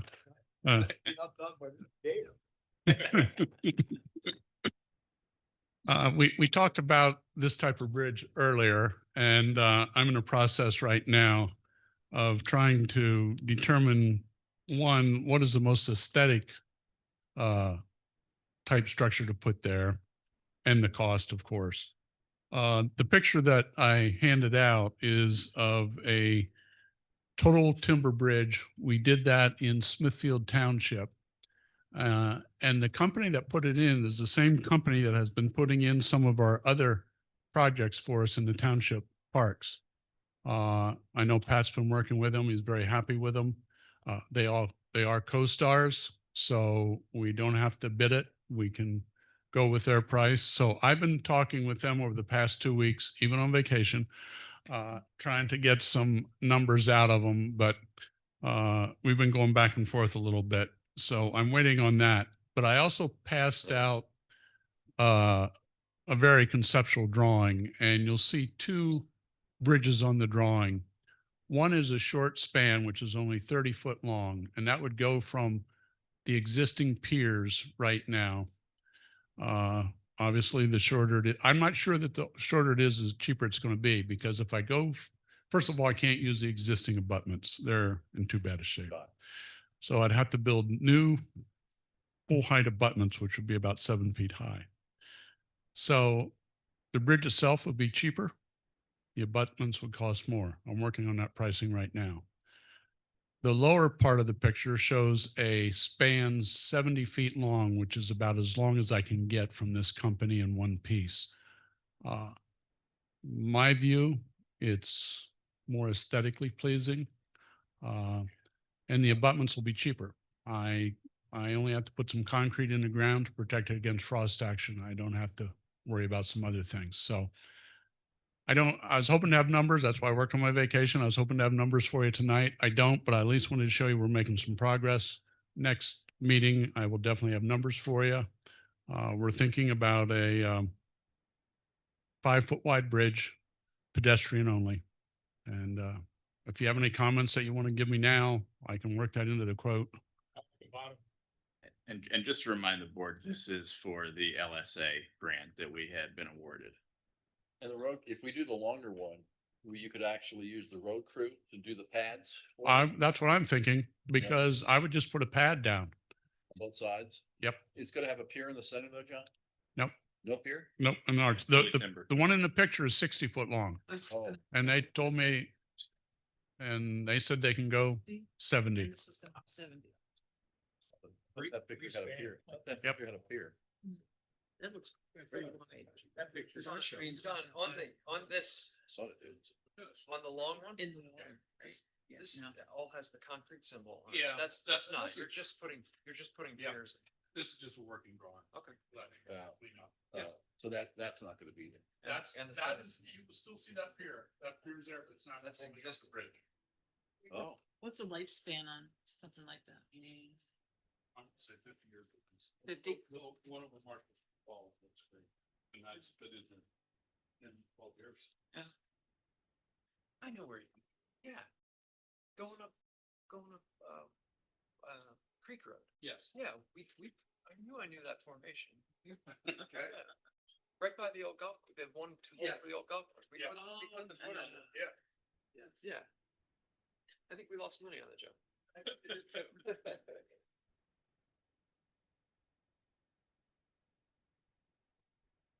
That's cool looking, isn't it, with the rock outcrop behind Yeah, yeah. That's like. anything else, John? Let me just check my list here quickly. Turkey Hill, I have nothing new on that. Staten Road, I think we can really take that off. So I have nothing else unless there's any questions. Anybody have any questions for John? John, thank you very much. Mr. DeVito, Township Solicitor. Thank you very much, Rich. Sewer business update, received comments from Toby Hanna, Special Solicitor. I'll be circulating the revised rules and regulations to everybody. Maybe looking for action at our next meeting, so I'll get them out shortly. General legal update, nothing new other than zoning is keeping us busy with their actions. But we're doing well. Want to put the final touches on the chicken ordinance. We're allowing roosters, as I understand it, for 10 acres plus. The question that I have that needs to be answered is, oh, here it is here.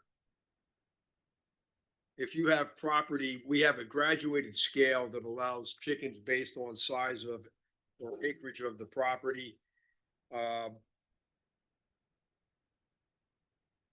We go from up to a half acre, no more than 4 chickens, half acre to an acre, no more than 6 chickens. 1 acre to 2 acres, no more than 8 chickens, lots larger than 2 acres, additional chickens permitted. Is there a number that we would have? A maximum number? Careful guy. I don't know, chickens. I have a question on the general layout. Are we gonna run into the same problem that we did with the firearms ordinance? Like, this acreage is arbitrary? Why 1 chicken here? Why 2 on this? How are we gonna defend that? I don't think you can compare firearms, which are Not your Second Amendment. federally and state regulated. Chickens are not. Chickens are left to the municipality. And the The same. biggest problem you have is the person that has a half acre that puts 8 chickens on their property. But we. That's the biggest problem that you have. Well, what are you gonna do with the people that have chickens now that are gonna be excluded when this goes into force? The zone, it's a zone. Like, if somebody has a couple chickens, more than their lot would allow, what are we doing? I gotta put them in a Yeah, pot. that's, you can't be, you're not, this isn't an ordinance you can be grandfathered under. No. It's not, this is a zoning ordinance, not a saldo. So they have to give up their chicken 2 of them. Well, 2 of them. There's or whatever, if Be maybe better, they don't right. have a big enough lot to have any, Well, right? then Well, currently, there's no There's no regulations that allows chickens to be held on residential properties. So they're in violation now. Well, I thought somebody just won something because they said it was their pet and they won the lawsuit because chickens aren't considered pets under the, I'm sure under the state statutes. They're not No, domesticated. I just saw a lawsuit for that. Well, you could, you can sue anybody, right? Yeah. No, for not Pocono Township, but from locally that somebody just won that a chicken was a pet. It Oh. wasn't, And they won? and they won. Oh. That may be specific to how the ordinance actually defines a pet. Pocono Township, there's kind of specific regulations that doesn't allow for fowl to be kept as a pet. So that may have been where that legal Oh, kind of loophole okay. was Hmm. addressed. So Leo, what's your question again? Yeah, if you have larger than 2 acres, is there a maximum number of chickens you would want to allow? What's the acreage from 1 to 2, if you have 1 or 2 acres? 1 to 2 is no more than 8. So double. No more than 16. 12, Or 12, 12. 12, I'd go with 12. And then isn't there an over 20 for big lots? When do you have a chicken You farm? almost have you almost turning your residence into a chicken Yeah, farm or well, whatever. I don't know. There must be a regulation of when it turns into a chicken farm, right? Believe it or not, I have deed restrictions on my property and it says no chickens. So if my neighbors bring chickens, then I guess I'm gonna have to go to court. And pay for it myself, not the township. They're permitted as accessory uses, not primary uses. So it's, you can't suddenly set up a stand and start selling dozens and dozens and dozens of eggs. I mean, I purchased my eggs from a former manager to help land his layers. Mr. Munoz sells me his eggs That's right, yes, chicken. until the foxes got them. Oh, they got them? Yeah, they got them. So, I mean, is there a maximum number of chickens? I mean, 12, 15, 16? You're talking 2 acres plus. Roosters come in at 10. Roosters come in, yeah, you can't have a rooster unless it's 10 plus. So 2 to 10, 12.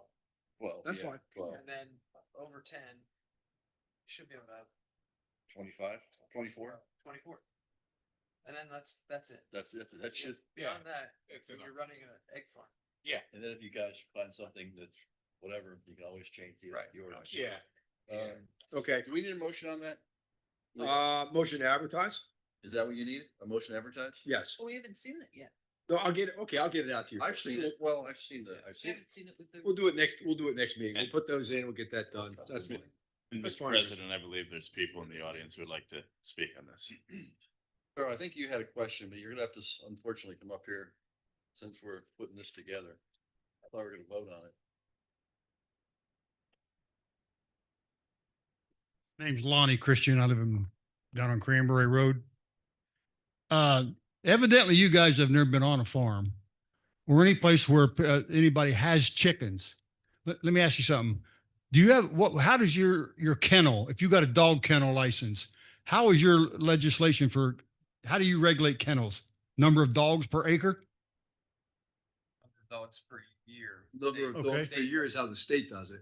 What's that? Number of dogs per year is how the state does it. State regulates kennels. Okay, number of dogs per year. 26 dogs. Yes, up to 26, and then after 26. Yeah. Yeah, if 26 dogs pass through the property, you're required to get a kennel license, sir. Putting a number on chickens is ridiculous. It's as dumb as a bucket of rocks. Because you can have a building that's 15 by 15 or so. If you got the right nests in there, and you don't need a run that's big as a vehicle that's fenced in to get so they can get outside and get a little air. And you have a productive operation so that a family in these days that has to pay $3, $4 a dozen for eggs, they can get their own eggs. My wife prefers natural chicken eggs to store eggs. So anytime we get an opportunity to buy fresh eggs, we buy them. Do you have chickens on your property? I do not have chickens on my property. I have friends that have chickens and I have family that have chickens, but I do not personally. So the game plan for this is actually to protect residents in the R1 district. Because right now, they're not allowed. They're not allowed. They're not allowed. Why? Because they're not allowed. That's the previous. Well, okay, so you say they're not allowed, but it's a ridiculous, you have no, Well, it could be ridiculous. you have no right for it. I don't argue. I'm just telling you. Okay. So we're trying to give the residents the opportunity to have chickens legally so that if they have the right number and their property is whatever the size is. What if your that- kids, This is all because your neighbor, let's say your neighbor, you want chicken, I want chickens. Let's say I want chickens. But Mike is my neighbor and he doesn't like the chickens. If he calls the township zoning officer today, they're gonna come visit me and tell me to get rid of my chickens. Then tell him move back to the city where he came from. Because there ain't no country boy going to give you a hard time about chickens. Okay, well, What if you got a kid that's a 4-H'er and you're limiting her to have one or two and you're saying they're never a pet? You're out of your mind. Chickens can be pets. I guess Right now, we can't have, right now, you can't have any. So we're trying to give them back. yeah. Okay, I got one more question. This is not chicken related. Well, Learn Road Roundabout. Why? I don't understand it. Why not? Why you're going to take a couple pieces, a couple residential buildings and what have you at the bottom of the hill and you're going to build a roundabout? Yes, sir. Why? So traffic will flow safely around, because right now there's no, first of all, I'm gonna be upfront with you. You had the opportunity to be in this meeting to come and ask that or state your question. What you're doing now, we don't really allow to anybody else, or I have to look at every one of these people in the audience and let them come up here and ask what you're doing. But the roundabout, whether it gets built or not, it's the flow of traffic, safely flow of traffic from Fish Hill, Learn Road, and right now it's called Pigeon Way. Pigeon Way? That's correct. It's called Pigeon Way. If you go on the county GIS map. Oh, that little bitty one. Yeah, Pigeon little Way sec, right. From the bank all the way to 611. Yes, sir. Okay. Well, I just think it's a tremendous waste of money that could be used other places. It's first of all, it's a grant from the state of Pennsylvania to do that whole project. And so it's none of the local tax dollars that are going there. Okay, very good. And if you ever watch a school bus try to get up from Pigeon Way to Fish Hill Road, because I've sit there and witnessed it. I've watched it. I've seen it. I've seen it. They got to Okay. back into the parking lot of the bank. Two ways to fix that.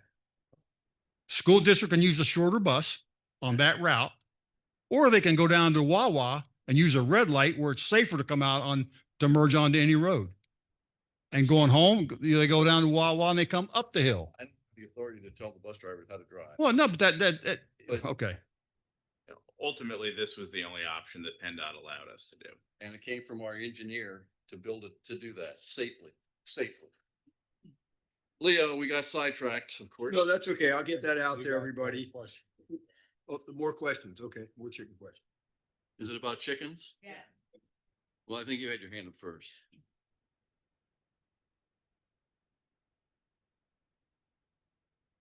Frank Riley, Township resident. I just wanted to know in the ordinance if there was anything regarding making sure they're not just running free on people's property, if there actually is a cage or some kind of I a believe shelter it that they does- have what to I be read in. up, It does stipulate some type of a chicken house. Chicken coop. Yeah, To yeah. keep them, to keep them housed, so Okay. they're not free range running all over the place. Correct. Thanks. You're welcome.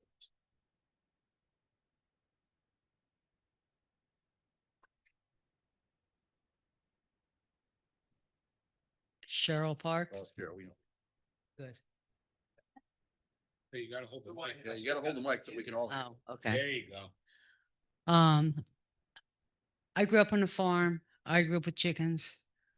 You could have 10 chickens on an acre, and if they're in a chicken yard with a chicken coop, it's not an issue. If you want to feed yourself, because I think right now people are getting where they want to feed themselves and they don't want to get, oh, I can't get eggs this week because of whatever the deal is.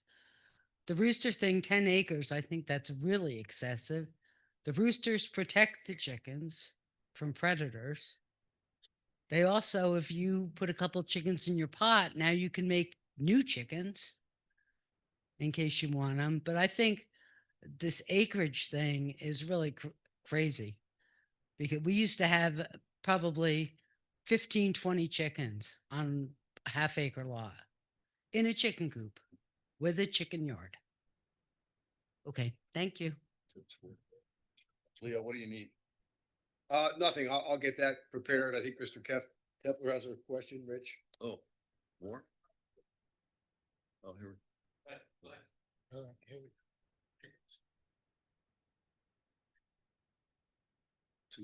Charles Kepler, taxpayer. I would just like to state again, clearly there are a lot of people here with very strong opinions on the chicken issue. I have called for a workshop on the chickens a few times in the past now.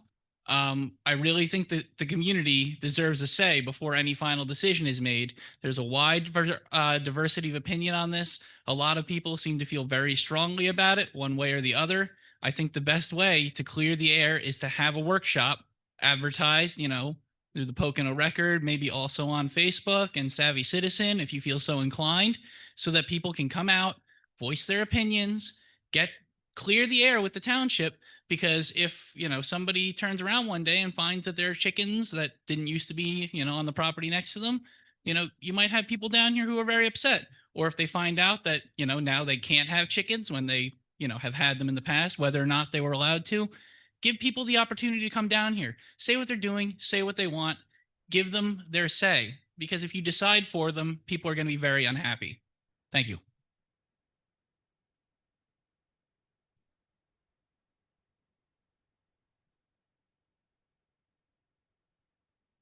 Kyle Hazelton, resident.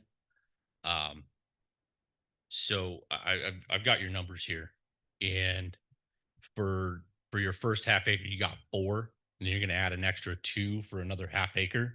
I mean, like, let's be honest, guys. What's the like? Are we serious? I mean, I've sent it out to Brian. I've sent it out to Jared. Chestnut Hill Township. They make it real clear, cut, dry. For every 1/8 of an acre, you're allowed 1. I mean, that's clear, cut, that you scalable for everybody. Also, as far as 10 acres for a rooster, I think that's a little excessive personally. So there shouldn't be a rooster? No. I'm saying that the 10-acre minimum requirement for a rooster is excessive.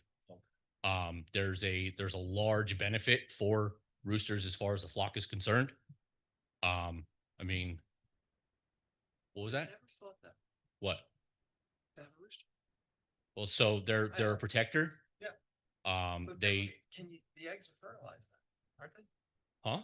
The eggs are fertilized then, aren't they? No, so you can have hens that'll lay, depending on the breed. You can get up to 300 eggs a year per. Some are down to about 120 a year. It all depends on the breed. Which is also where your numbers kind of fluctuate as far as allowable flock. But so the rooster is there for if you do decide to actually breed your own. But also if you decide that you have a protector. I mean, you were up at my property. I mean, there's bears. They're a burst alert system for the flock. Everybody goes back into the coop where they're the safest. I mean, it's but as far as the minuscule numbers that I mean, I'm glad we're getting to this point, but at the same time, I think your minuscule numbers are So how many grossly how under. many chickens you have today? How many chickens do I have? 16, Okay. And how much property do you own? 2.16 acres. I'm already on your books. I'm already on your books. Oh, yeah. I mean, I haven't hid it from anybody up here. And they're within every regulation or recommended size for a coop run. I'm as far as any governing body is concerned, I'm well within the recommended regulation You have a for rooster too? no, not anymore. He got a bit too aggressive. But I mean, it is what it is. I mean, he got too aggressive with the hens. See, I probably won't be here when this ordinance is enacted, more than likely, but I may be. I'm trying to get- It's just, What's that? I will be? Yeah, Okay, well, okay.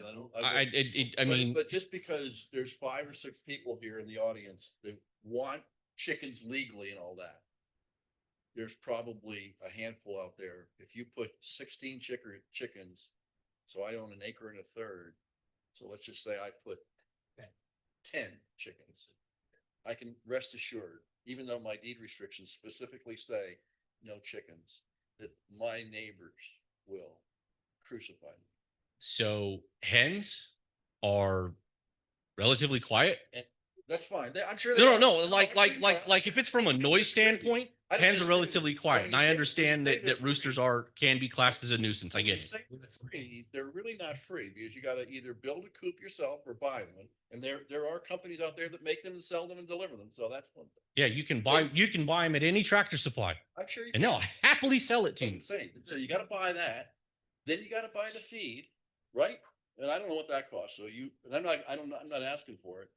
But, and then you gotta really clean up after whatever their remnants are left. Right. Then you gotta worry about the foxes in your yard, because I just had a fox run through my yard after a cat. And I think the cat got caught a little bit because he limped, a few days later when I saw him running. So that's that's like, again. But I Why mean, you it, try so as far as chickens on their pest control, I mean, my chickens literally just took out 2 snakes in the last 3 days. What kind of snakes were there? I think they were rat snakes. Yeah, but they're good for you. Hey, if they're outside their little area, fine, great, cool. But But you know, are your chickens running around? they are fenced in. Oh, and so the snakes came in the fenced in area? Well, it's a What? After mice, probably, which I chickens mean, will eat too. it's Anyway. but We I we mean, get it. We're trying to make it legal, believe me. We're trying to make it legal. and I appreciate that, but I think you guys need to revisit the numbers. Well, you can always massage the numbers afterwards. Let us get the ordinance. But I mean, he's right. He's looking to write the ordinance now at for 6, 8, and 10, Right. which means you at that point. I mean, trust me, I understand. I'm illegal at the moment. I get it, So you're gonna have to reduce your flock but legally. you're asking potentially a third of your constituents to potentially have to reduce animals that they've cared for and provide for that family. I mean, it's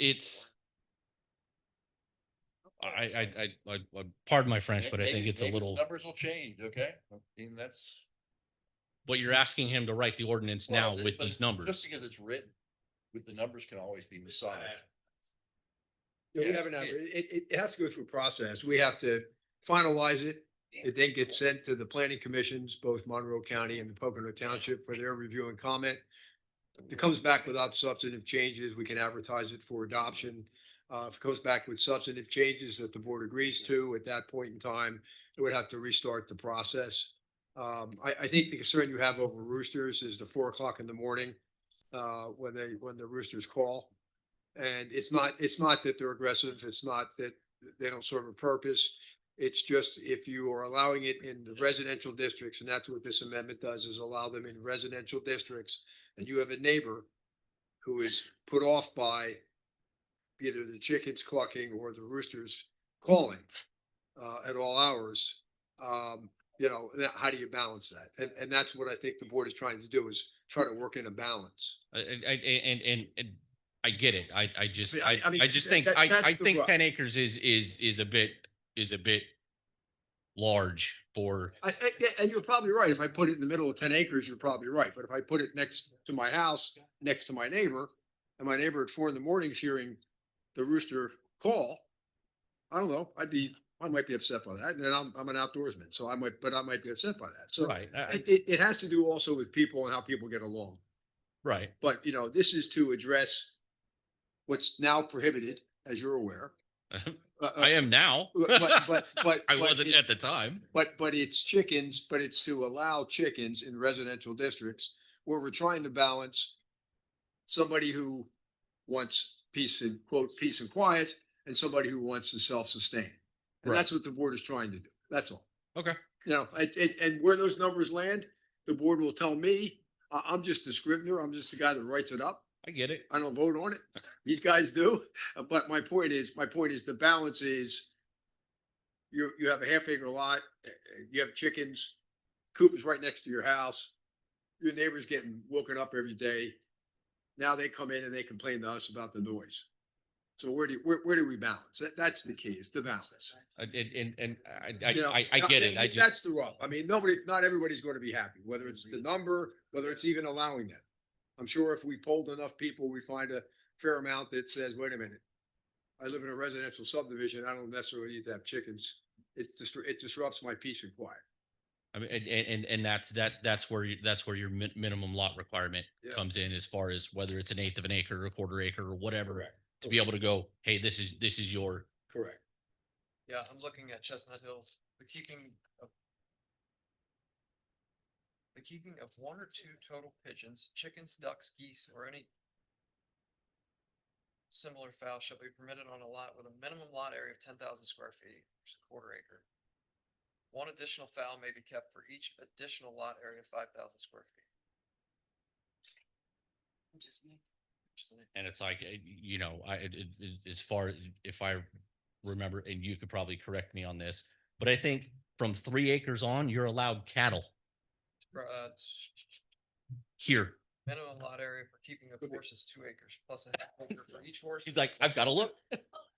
So which creates more noise, a rooster or a cow? So the idea, again, you may be able to keep your chickens in order and keep them in a healthy state.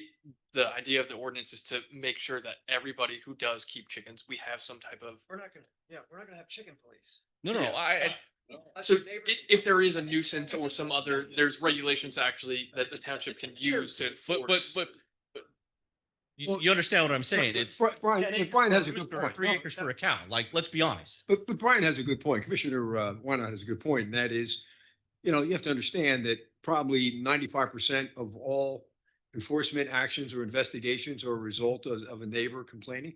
I get it. So if you get along great with your neighbor, you could have 1,000 chickens and no one would say a word.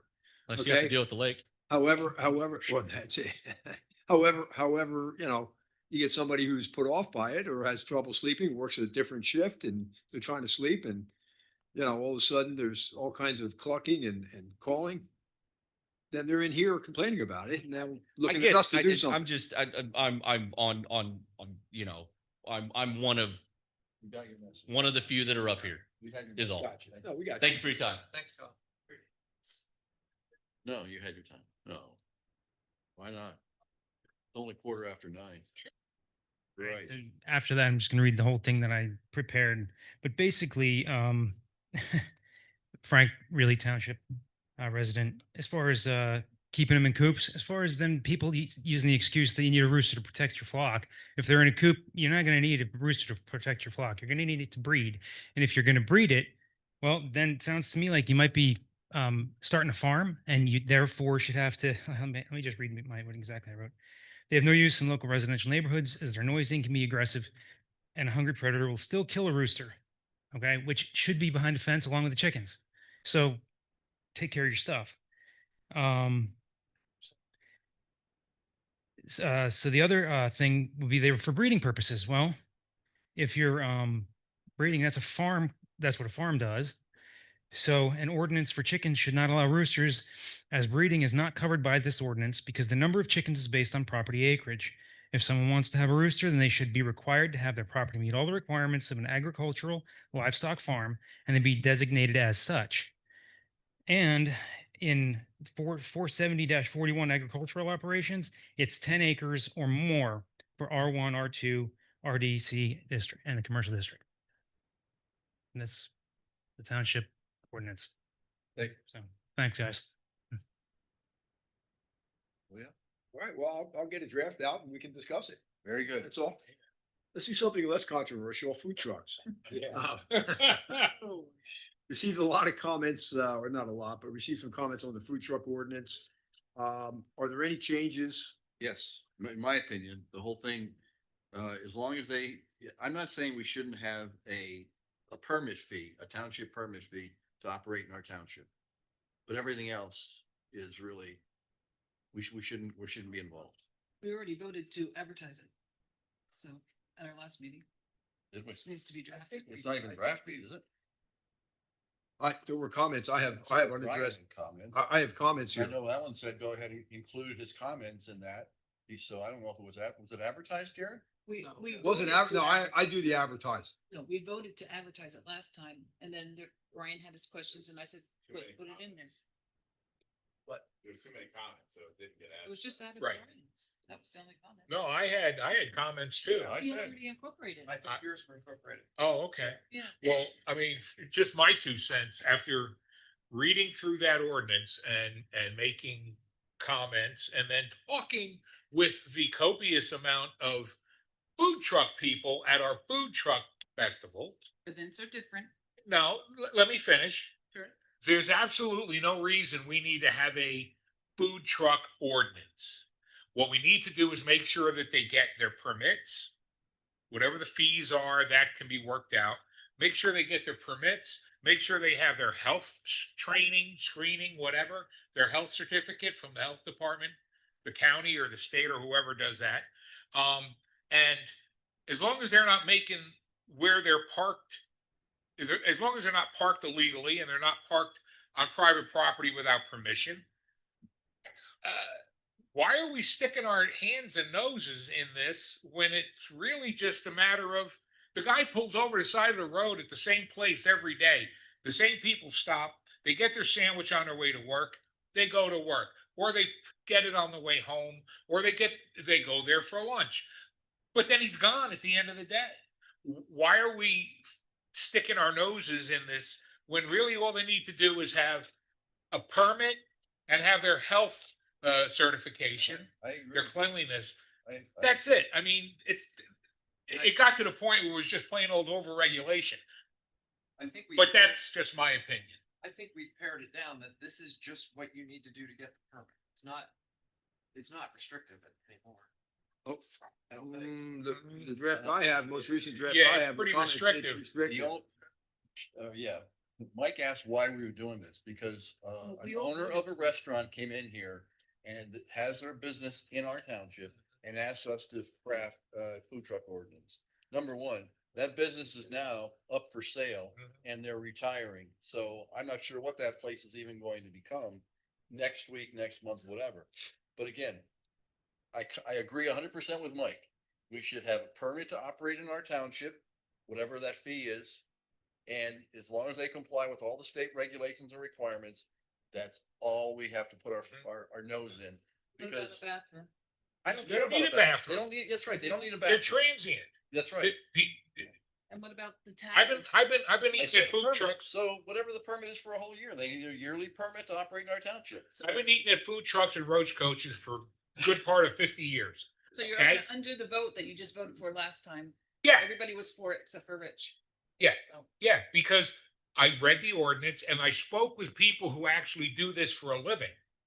And I thought, why in the world do they have to, if they're going to pull over the side of the road and sell Taylor ham, egg and cheese sandwiches, or sorry, pork roll, egg and cheese sandwiches on the side of the road, why do they need a porta john? They don't need a porta john because you're not sitting there eating. There's not a waiter, there's not a waitress.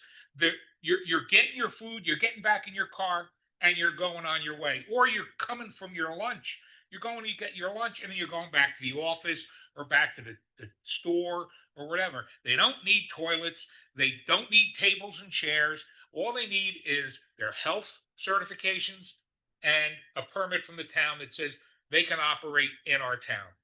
The rest of it is overregulation, and there's enough of that crap around. just it's a chicken ordinance and you're talking about. I did that.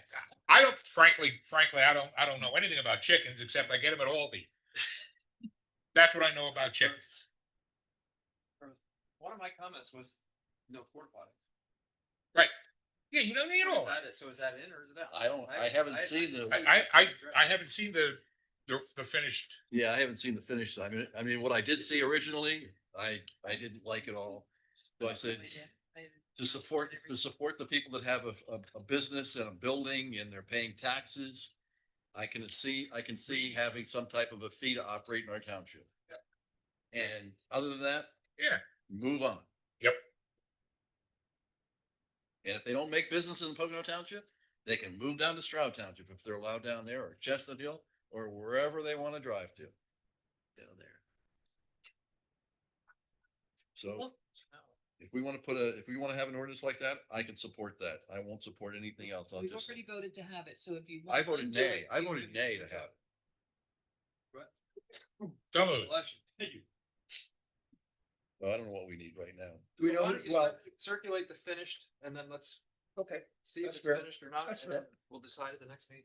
That's fair. It's 20. Archer Lane, Chickens. nothing, there's nothing further to report, Rich. you're done? Without subject to questions, yeah. Yeah. Does anybody have anything? Any of the commissioners have anything for Leo? Leo, thank you very much. I make a motion that we adjourn. Is there a second? Second. Second by Mike. All in favor? Aye. Any nays? Have a nice evening, everybody. Are you guys?